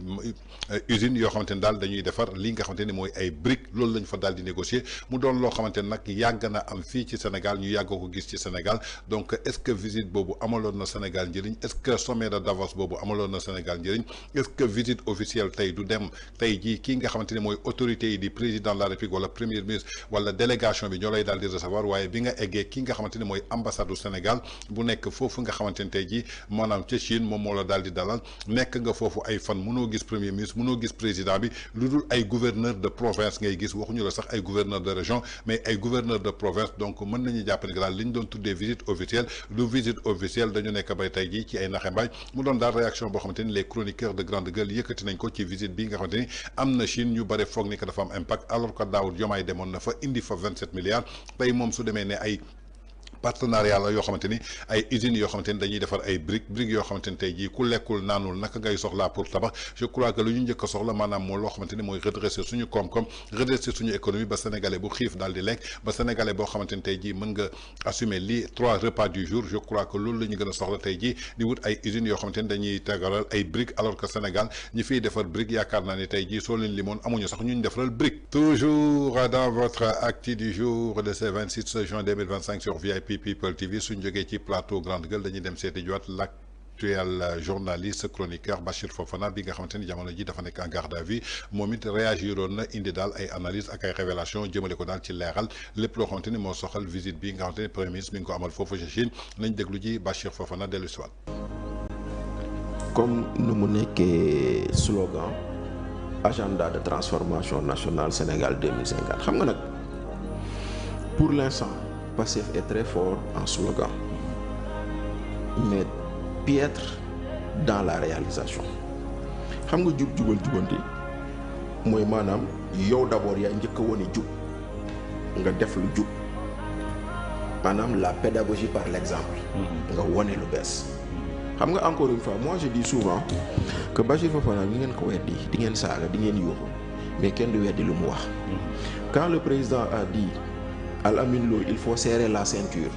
Ndoumbelane laa toog man leen waaw vous voulez qu'on serre la ceinture comment voulez-vous que le président nous dise on serre la ceinture quand lui il se tape une voiture de 400 millions kan moo weddi ba tey kenn weddiwul comment voulez-vous qu'on nous dise que dëkk bi dafa métti le premier ministre voyage en jet privé pour dem Sierra Leone ñu naan est-ce que da ko loué ko ñu bëgg ñoo gëm loolu dañ ñu koo abal ma joxaat la beneen information voyage u Chine bi jet privé la demaatee encore. il est encore parti en Chine avec un jet privé. te mooy jënd cargaison. un jet privé appartenant à la même compagnie mais immatriculé en France cette fois-ci parce que bële avion bu ñu immatriculé Sénégal la bii mu demee Chine c'est un avion immatriculé en France. de la même compagnie. Non, du même propriétaire bokk. Okay. La même compagnie. D'accord. Donc léegi la question que les Sénégalais doivent se poser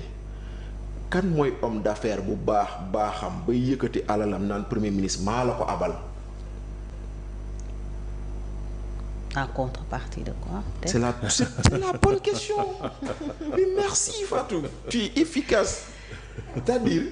Parce que homme d'affaires moom du def dara ci dara. Il n'est pas philanthrope. Homme d'affaires même bu lay may sax. am na lu muy xaar. C'est pas gratuit. buy toogee ñu ne la diw homme d'affaires la mooy séddale suukar fële xamal ni am na lu mu soxla moo tax. L'homme d'affaires c'est pas un philanthrope. Il ne donne pas gratuitement. Mais bu ñu la nee dafay tukki il va en Chine ma jox la ci beneen information Adama avec escale en Grèce. bi muy dem Chine. Avec escale technique en Grèce parce que tu peux pas faire un trajet direct forcément il faut nga am foo taxaw def escale. bu fekkente ne dañ la ko abal en contrepartie de quoi. bu fekkente ne da nga ko louer. Combien ça nous coûte. Est-ce que jël billet avion gënta woon vol commercial gënta woon kii. gënta woon yomb donc boo wootee jub da nga siy jiitu pédagogie par l'exemple ngay jubal mooy maanaam ngay def loo xam ne yow ku la ci fekk il te trouvera rien ngay jubbanti loo jàpp ni baaxul mais secteur boo jël la jubal jubanti n'est qu'un slogan boo xam ne ñoom dañuy jub bëgg a jubanti ñi ñu jàpp ni bokkuñu ak ñoom. bëgg a jubanti ñi ñu jàpp ni bokkuñu ak ñoom di jox ay privilèges ñi nga xam ne. ñoo ànd ak ñoom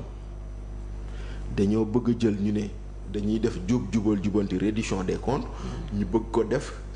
réduction sélective des comptes. bu xaw a niroog règlement de compte. après nag ñun Sénégal on doit aller au-delà des slogans. xam nga jubal jubanti exemple munoo tànn ay nit ba pare toog naan nit ñi ma tànn baaxuñu.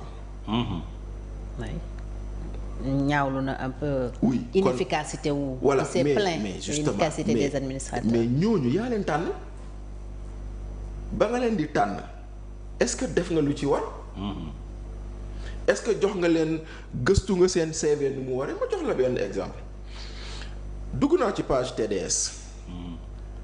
mu am benn ndaje bu amoon Bamako ñuy présenter la DG de TDS ñu bind ko ñu ne après plusieurs stages dans les médias mais ndaw soosu noonu présenté nañ ko elle a fait un master en lettres master en communication elle a fait plusieurs stages dans les médias te man benn stage laa ko xamal. xam nga fan laa ko xamal stage Kër Maïmouna Ndour Faye 7TV. benn kañ la nekk plusieurs.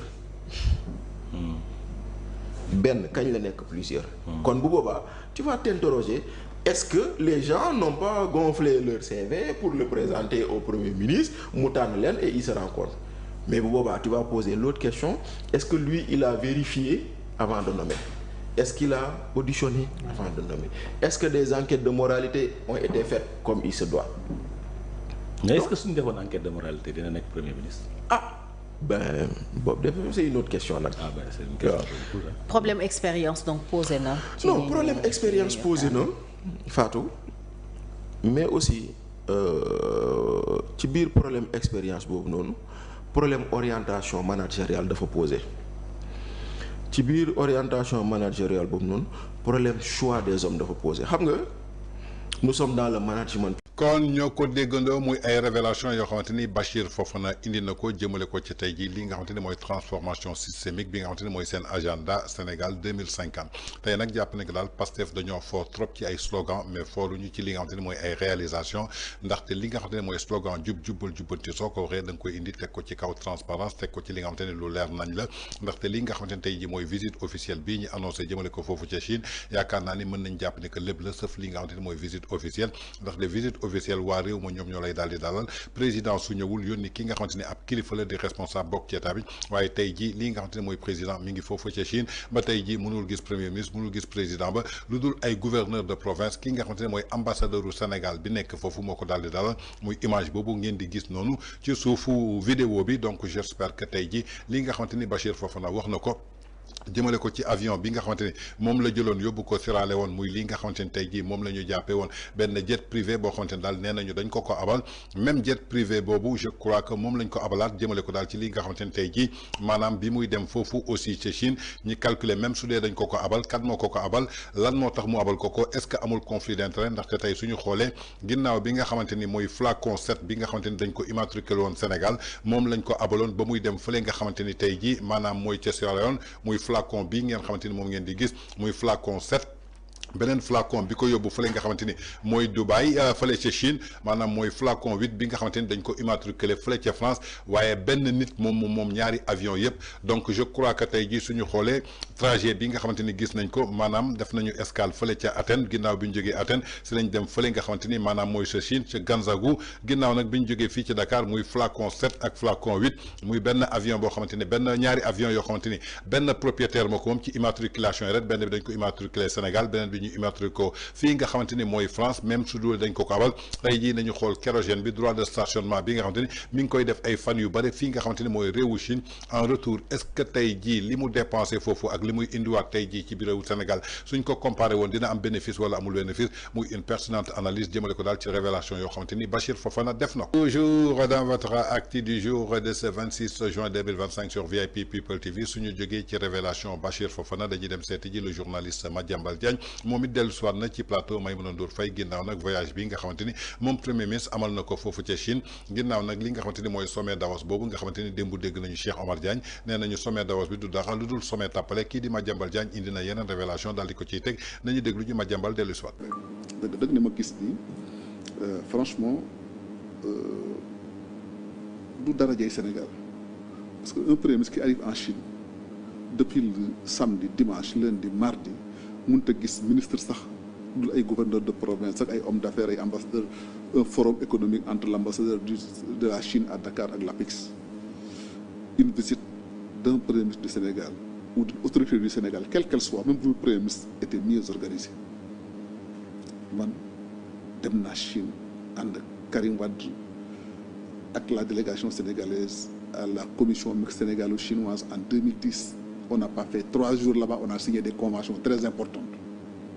defuñu fa ñetti fan dañ ko def c'était bien programmé bien calé diplomatiquement 2015 man maa ngi fàttaliku yow mi ànd nañu Chine ak le président Macky Sall defuñu fa ñetti fan visite d'État on a été reçu au palais présidentiel avec tout l'apparat avec le président Xi Jinping vraiment une visite de très haut niveau ci le projet Sénégal yëpp ay autour Ila Touba le parc industriel ak yu ci bari booba lañ ko trouvé financement defuñu fa ñetti fan dem lijjanti la ñuy lijjanti ci fulla ak fayda ñibbisi qu'un premier ministre fasse une semaine en Chine pour visiter des souks honnêtement je trouve que à l'avenir visiter des souks mais gis imagine fi wane tey may mën a gis nga ko yow tamit nag on a visité ay Alibaba ak ay rencontres avec des marchands de Guangzhou nga xëy ni commerçant yi kuy dem foofu ngay jënd ji mooy ñu nekk centenaire fii foofu jarul déplacement premier ministre un premier ministre quand il se déplace il va pour l'essentiel da ko yóbboon dafa waxoon ni que dafa dem pour le forum de Davos c'est une bonne chose de participer à des rencontres internationales comme ça mais loolu démb la commencé mercredi kon lu mu fa doon def depuis samedi gisuma fa la mu fa doon def depuis samedi lu amal Sénégal njëriñ. Guangzhou def gisuma lu fa amal réew mi njëriñ franchement de façon déterminante gisuma ko bu amee nañ ma ko wax moo tax d'ailleurs boo gisee seen communication sax dañ naan le premier ministre a rencontré d'autres autorités chinoises mais duñ leen di diw la rencontré foofu parce que amuñ ku ñu fa rencontré photo yi gis nga image moo tax ma ni tukki baax na trop mais da nga koy waajal et puis xam li ngay wuti am objectif ci voyage boobu premier ministre buy voyagé ti na ko seetaan xool nu mu koy organiser teg ko ci yoon dem parce que ce voyage là aussi a coûté trop cher à l'État du Sénégal. Comment ça il a coûté trop cher à l'État du Sénégal? C'est un voyage qui a coûté trop cher au Sénégal. Ne serait-ce que simplement. Expliquez-vous. Non, la délégation elle est importante. Il y a des privés qui ont été pris en charge. Il y a des officiels qui ont été pris en charge. Mais le fait d'avoir même affrété un avion spécial pour ce voyage-là, ça a coûté trop cher. Le Falcon 8X loué par Sam Aviation pour un aller simple sur Pékin te coûte $200 000. $200 000, c'est autour de 130 millions de francs CFA. Aller simple. Parce que c'est un secteur dans lequel il m'est arrivé d'intervenir. Avion, heure bi ñu wax ni mi ngi Chine toog. Donc tu as la preuve que c'est une location. Dañ louer avion. Non. Dama la di avion bi ko yóbbu. C'est un vol privé, un avion loué par une société qui s'appelle Sam Aviation. Le coût d'un trajet Dakar-Guangzhou, parce que ce vol, du coup quitter fii, moi j'ai traqué l'avion. Gis nga avion boo amee immatriculation bi transpondeur bu tàkkee xam nga fu mu nekk. Cet avion là bi mu fi jógee vendredi ci guddi dafa jaar Grèce dem Azerbaïdjan dem dafa leen ci Grèce Turquie Azerbaïdjan lañ ko tracé ak Guangzhou heure bi may waxee ni ma nga Guangzhou day xaar premier ministre bi am xaarul premier ministre bi am leen la ko fa bàyyi xaw ma ko mais avion boobu bu ko yóbboo foofu pour ce vol simple là loolu li coûté aller simple c'est ça que ça coûte kon bu ko defee aller retour on peut s'imaginer ce que ça peut coûter et les frais d'immobilisation parce que avion bu ñuy loué bu gaaree di xaar nit. c'est les frais. ça doit être vrai bu dee nag loué wuñ ko dañ ñu ko abal moo gën a garaaw. kan moo ñu ko abal. non bu dee ñi ko moom bu dee xam nga ñaar moo mën a am avion bu la avion moom boo ci duggee mu yóbbu la béréb te moo yóbbu premier ministre bi moom wàcce ko fa ma nga Chine ba léegi di xaar bu dee dañ ko fay war naa cher xaw ma montant bi. Vraiment mais xel mën naa jàpp ni mën na cher par rapport à li ma wax ci déplacement bi nii bu dul loolu ñu abal ñu ko Sam Aviation kan moo ko un homme d'affaires sénégalais qui travaille dans ce pays là bu abalee état avion. am na intérêt. Ah oui normalement man de du ma def. Les hommes d'affaires. Ah mais donc kon ñi fi abale avion moom ils ont des lu mel noonu aussi dafa war a jar leeral parce que bu dee ñoom dañu prôné woon transparence ak jubal bu ñu bàyyi tuuma yu mel noonu premier bi dafa war a ne dama loué avion assumé ko. mu leer nangam la ñu fay parce que suñu xaalis la du xaalisam bu dee dañ ko abal grave na parce que kon loolu day indi conflit d'intérêt sax c'est gravissime. Ça dépend de qui ko abal. Non ku ko commandé abal di liggéey ak état parce que tey pour dire les choses bëgguma tudd ay tur mais Sam Aviation kat moo ko moom Layus amu fi problème mu renouvellement. ciment du Sahel amu fi ay problème fiscalité temps yi ci ginnaaw ak ay problème de douane kon kooku bu la abalee avion en tant que premier ministre ça. Même la tournée de l'AES dañ ko abaloon avion bi. xam nga dossier yi ñoom genre dossier yi la ñuy woo dañ ciy woo nit te man moom li ma nekkee taluma ku ma woo mais du ma jël benn risque parce que genre déclaration yi rek suba ñu nu mu tudd cybercriminalité woo la mais même ci tournée AES bi quand la polémique a éclaté on s'est rendu compte que dañ ko abal avion. Maintenant ki ko abal avion. C'est là où le problème se pose. Avion bi ki ko moom xam nañ ko la société Sam Aviation xam nañ ko c'est une société qui est basée à l'aéroport Léopold Sédar Senghor. On connaît l'immatriculation de l'avion ak date bi ñu ko joxee licence au Sénégal ak société boobu ñaata avion la am ak ban avion moo yóbbu woon premier ministre Abidjan ak ban avion moo ko yóbbu Chine on sait loolu ay information yi nga xam ne que soxlawul nekk jinne pour xam. Donc ce qui peut poser kon ñoo ko déggandoo ginnaaw Madiambal Diagne dellu si na daal pour retracer waat li nga xamante ni mooy voyage yu premier ministre foofu ca Chine amul dara loo xamante ni honoré na ko Sénégal jëmale ko daal ci wàllu diplomatie jëmale ko tey jii ci wàllu li nga xamante ni tey jii maanaam mooy suñu respect ak cër bi ñu waroon jox un premier ministre boo xamante ni da ngay egg si foofu ca Chine samedi dimanche lundi ba mardi munoo gis premier ministre munoo gis président lu dul ay gouverneur de province moom la ñuy gisal ci table de négociation yu muy toog yëpp ay gouverneur de province lay daal di togal jëlee fa daal jet privé boo xamante ni dem na ki ko abal tey di un homme d'affaires boo xamante ni tey jii mi ngi fii ci Sénégal muy liggéey ci wàllu aviation tey su ko abalee kérosène bi ak li nga xamante ni mooy mission bi nga xamante ni ñoo nekk ci biir per diem yi leen di fay loger nourrir seen hôtel loolu yëpp tey suñ ko calculer est-ce que amul woon benn foofu buntu buñ ko mënoon dugal que par rapport ak foofu ak avion bii ñu ko abal à quel prix lañ ko abalee est-ce que du am conflit d'intérêt ëllëg ak ci biir ndaxte nit du yëkkati avion rek abal la ko gratuitement ku nekk xam na ni ko homme d'affaires toujours ci lu muy focaliser wu maanaam mooy dans le milieu des affaires. Toujours dans votre acte du jour de ce 26 juin 2025 sur VIP People TV suñ fa jógee dañuy dem ci benn rétro xool yi jamono ji nga xamante ni Macky Sall mi ngi doon dem Chine en tant que président de la République di fekkee ay sommet ak ay visites officielles yan contrat la signé woon ak ñi nga xamante ni mooy chinois yi tey ñu comparé ko ak tey ji li nga xamante ni mooy visite au premier ministre foofu ca Chine jëmale ko daal ci ay machines yoo xamante ni ay briques la ñuy defar nañu déglu ji extrait bi dellu soir. Le Sénégal, à l'heure du développement, beaucoup de chantiers sortent de terre à travers le PSE, Plan Sénégal émergent. La Chine est le premier partenaire pour la réalisation de cette vision du président sénégalais Macky Sall. Plus de 1000 milliards de francs CFA injectés par la République populaire de Chine entre 2012 et 2018. Pour cette première visite officielle à l'étranger après sa réélection en mars dernier, le président Xi Jinping a choisi Dakar. Au menu, une série de documents dans divers secteurs signés entre les deux pays. Le Sénégal se dit satisfait de cette coopération. La Chine est un partenaire majeur et fiable. À ce jour, notre coopération compte plus d'une quarantaine de projets et programmes et autres initiatives déjà achevées, en cours ou en perspective. Pour cette première visite en Afrique de l'Ouest, le président chinois salue les réalisations sino-africaines, un continent qui recèle d'énormes potentiels. Cette visite d'État de 48 heures va renforcer les relations politiques et la confiance mutuelle entre le Sénégal et la Chine, mais va promouvoir les coopérations gagnantes. kon yaakaar naa ni ñoo ko gisandoo mu doon benn résultat boo xamante ni Macky Sall réussiroon na ko ci voyage yi nga xamante ni mi ngi ko doon defal Chine ci ay coopération ay contrat ay partenariat yoo xamante ni tey jii Sénégal gis na ci boppam ci lépp loo xamante ni dafa jëm ci wàllu infrastructure ay tabax ginnaaw loolu nag ñi nga xamante ni ñoo nekkoon Pastef démb dañ doon xas Macky Sall jëmale ko ci loolu dem Chine di yalwaani bi nga xamante ni Chine lépp lu mu ci waroon am na ko ci décide lañ leen di jox tey ñoom ñoo dem foofu est-ce que li Macky Sall jotoon réussir foofu ca Chine ñoom réussir nañ ko wala réussir ñu ko à vous de faire la comparaison gis nañu président Macky Sall ay autorités ay président ay kilifa ñoom ñoo ko daal di teeru wuuteeg loolu lu ñu gis ci voyage bi nga xamante ni gis nañ ko récemment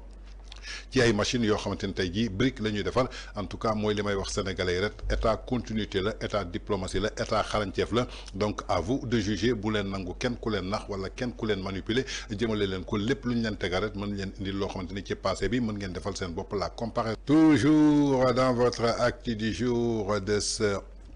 26 juin 2025 sur VIP People TV suñ fa jógee dañuy seeti ji l'honorable député de la 14e législature Koura Macky ginnaaw nag bi nga xamante ne maire ba fut daal la def daal di koy indiwaat à chaque fois que daal mu gis loo xamante ne neexu ko ci Sénégal bi nga xamante ne moom la ñu nekk te Pastef di ko diriger dina def benn vidéo bu gàtt daal di wane li nga xamante ne daal mooy cri de cœur am ba tey jii rek mën nañ jàpp ni daal Koura Macky donte bokkootul ci 15e législature mais ba tey jii mi ngi occupé daal rôle bi nga xamante ne député moom la war a occupé jëmale ko daal ci réewam. yaa salaam yaa salaam yaa salaam mbokku sénégalais yi am lu ma metti rek am naqar rek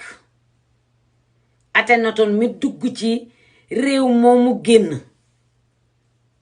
yéen sëtu kilifa diine yi tolloog moom jamono yéen a bàyyi Akhenaton génn noonu honorable Serigne Modou Mbacké kese wéet ci xeex boobu porte ko plainte moom dong mais ni moom dong la Alaaji Malick am wala Serigne Touba wala Limaamu Laay wala Baye Niass Akhenaton lu ñaaw lu ne wax na ko ci réew ma li mu wax Baye Niass li mu wax Limaamu Laay moom laay jooy ba léegi moom laa mujjee déglu ci Akhenaton ci lu ñaaw yéen ma ko gën a dégg laayeen yi dafa am laayeen yoo xam ni Sonko moo leen gënal ak ku mu àndal ka Limaamu Laay noonu la xàppenee Touba noonu la xàppenee Tiwaawan noonu la ca kër Baay Ñas Akhenaton lu ñaaw lu ne wax na ko Sëriñ Touba lu ñaaw lu ne wax na ko Alaaji Maalik lu ñaaw lu ne wax na ko Baay Ñas ngeen koy dégg yéen sëtam yi tolloog Akhenaton jamono te mën a dox dem porte ko plainte ndax seen maam la Akhenaton dugg ci dëkk bi baaje ba keneen porte ko plainte honorable Serigne Modou Mbacké wéet lool ci porte plainte am boobu mais yow ñu bàyyi yow Akhenaton génnaat dëkk bi xale yi di ci jàng ni mu ñuy mettee noonu la leen di mettee yéen bàyyi nañ kook Serigne Touba bàyyi nañ kook Alaaji Maalik mi ngi bëgg a yàgg di te dara xewut àddina bi léegi dangay fàcc ak sa gémmiñ gi mënoo ko nga mënoo dóor yi nga yóbbu ci yoon li ñuy wax seeni maam ñaaw na te xale yi commencé nañ leen a weddi ñun day am nañu ngëm-ngëm ba pare ku ma nar a rocc ci Serigne Babacar un problème ngay andi mais xale yii lii ñuy wax kilifa diine yii di ngeen may nag ñoom ñëpp ñuy dugg ci réew mi di baaje di génn xale yi di ko gën a def comme nag yéen ñun ñoo mën a génn defal leen nii ñu def génnee suñu jëmm yi ngeen mën a teg nag ñii ci yoon nag ndax mi ngi bëgg a yàgg te dara dalu leen nag sonn nañu nag ci wax bi 2019 ba léegi ñi ngi défendre suñuy kilifa diina mais mënuñu cee am ndam. kon ñoo ko déggandoo muy cri de cœur boo xamante ni Coura Macky lancé war na ko chaque jour day am lu ko métti ci Sénégal bi yoon li ko métti nag mi ngi jógee ci Ousseynou Seck Akhenaton bi nga xamante ni ràññee nañ ko bu baax a baax ci Facebook bi ginnaaw nag Pastef bu muy conquérir le pouvoir yëkkati ko ci ay kàddoom ay institutions yoo xamante ni da leen doon saaga di vilipender këru diine yi ay Akhenaton naka la mën a duggee Sénégal ba génnaat jël volam dem yoonam amul kenn koo xamante ni taxaw nga pour réparer li nga xamante ni mooy erreur boobu waaye lu dul def ko benn héros logé ko ci ay hôtel ko mu doon daal benn négociateur tey jii lépp loo xamante ni Akhenaton yëkkati na ko jëmale ko ci njabootu Serigne Touba njabootu Alaaji Malick njabootu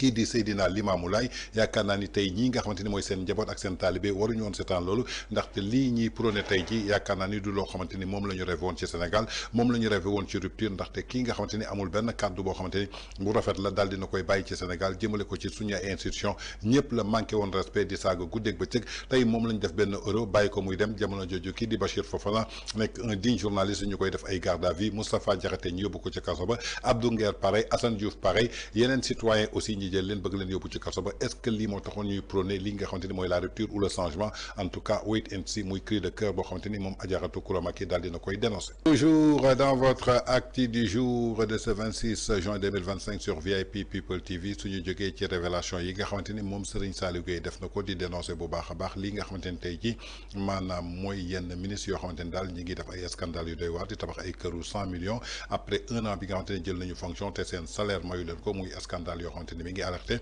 gis nañu benn journaliste boo xamante ni di chroniqueur projet bi moom it dafa mel ni dafa daal di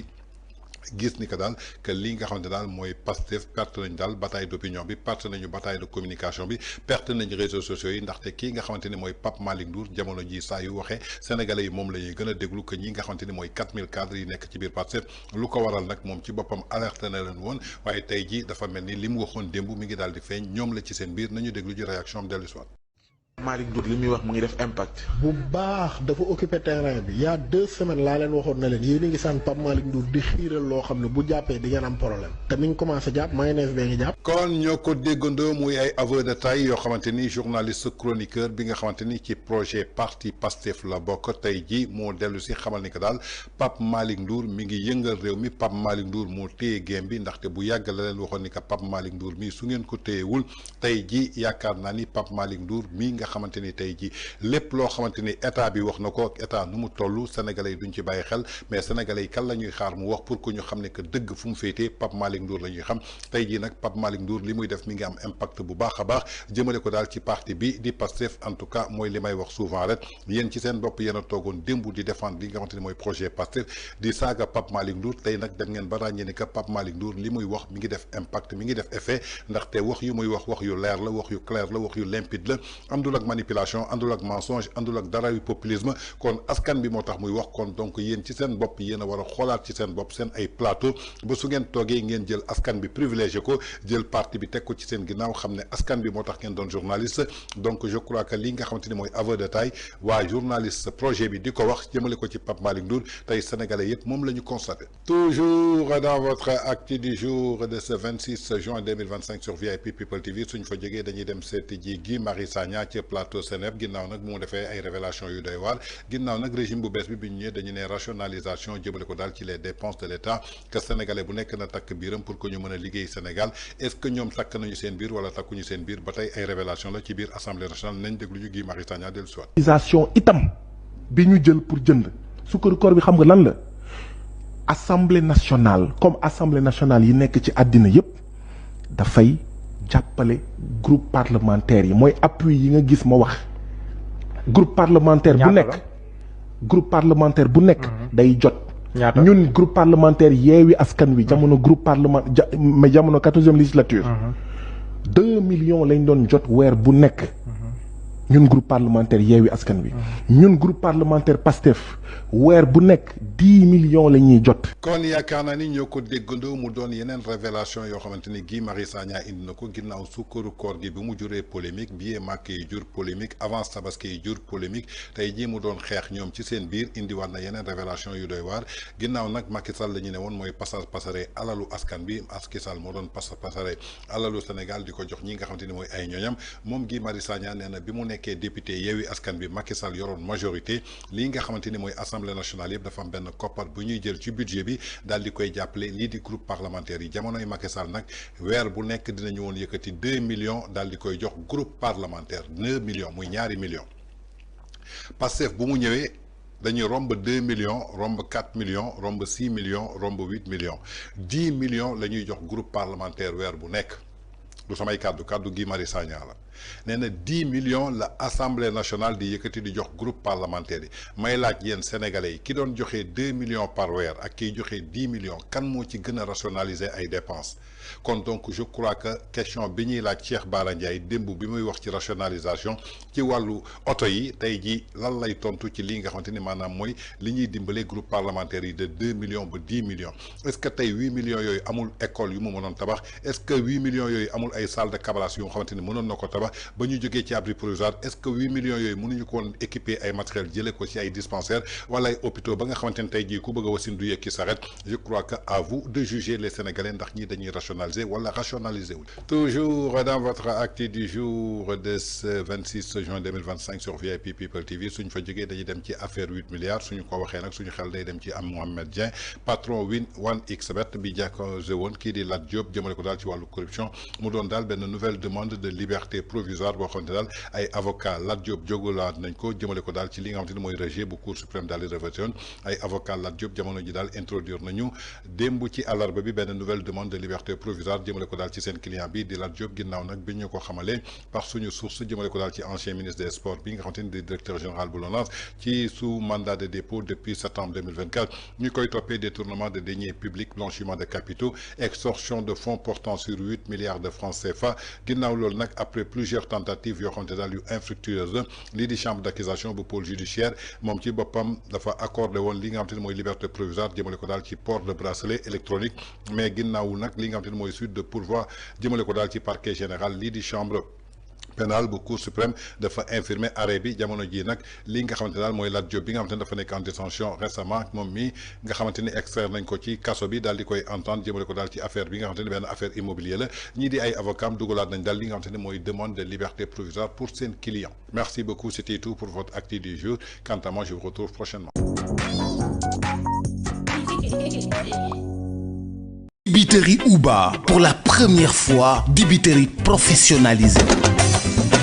professionnel u ndawal mosoo ko dégg de am suñu marinadu bopp am suñu cafka bopp am suñu secret bopp na nga xamee ni noonu la McDonald amee ay secret noonu la dibiteri Uba amee ay secret dibi Uba saaf yàpp Uba méchoui Uba poulet Uba pigeon Uba pintade Uba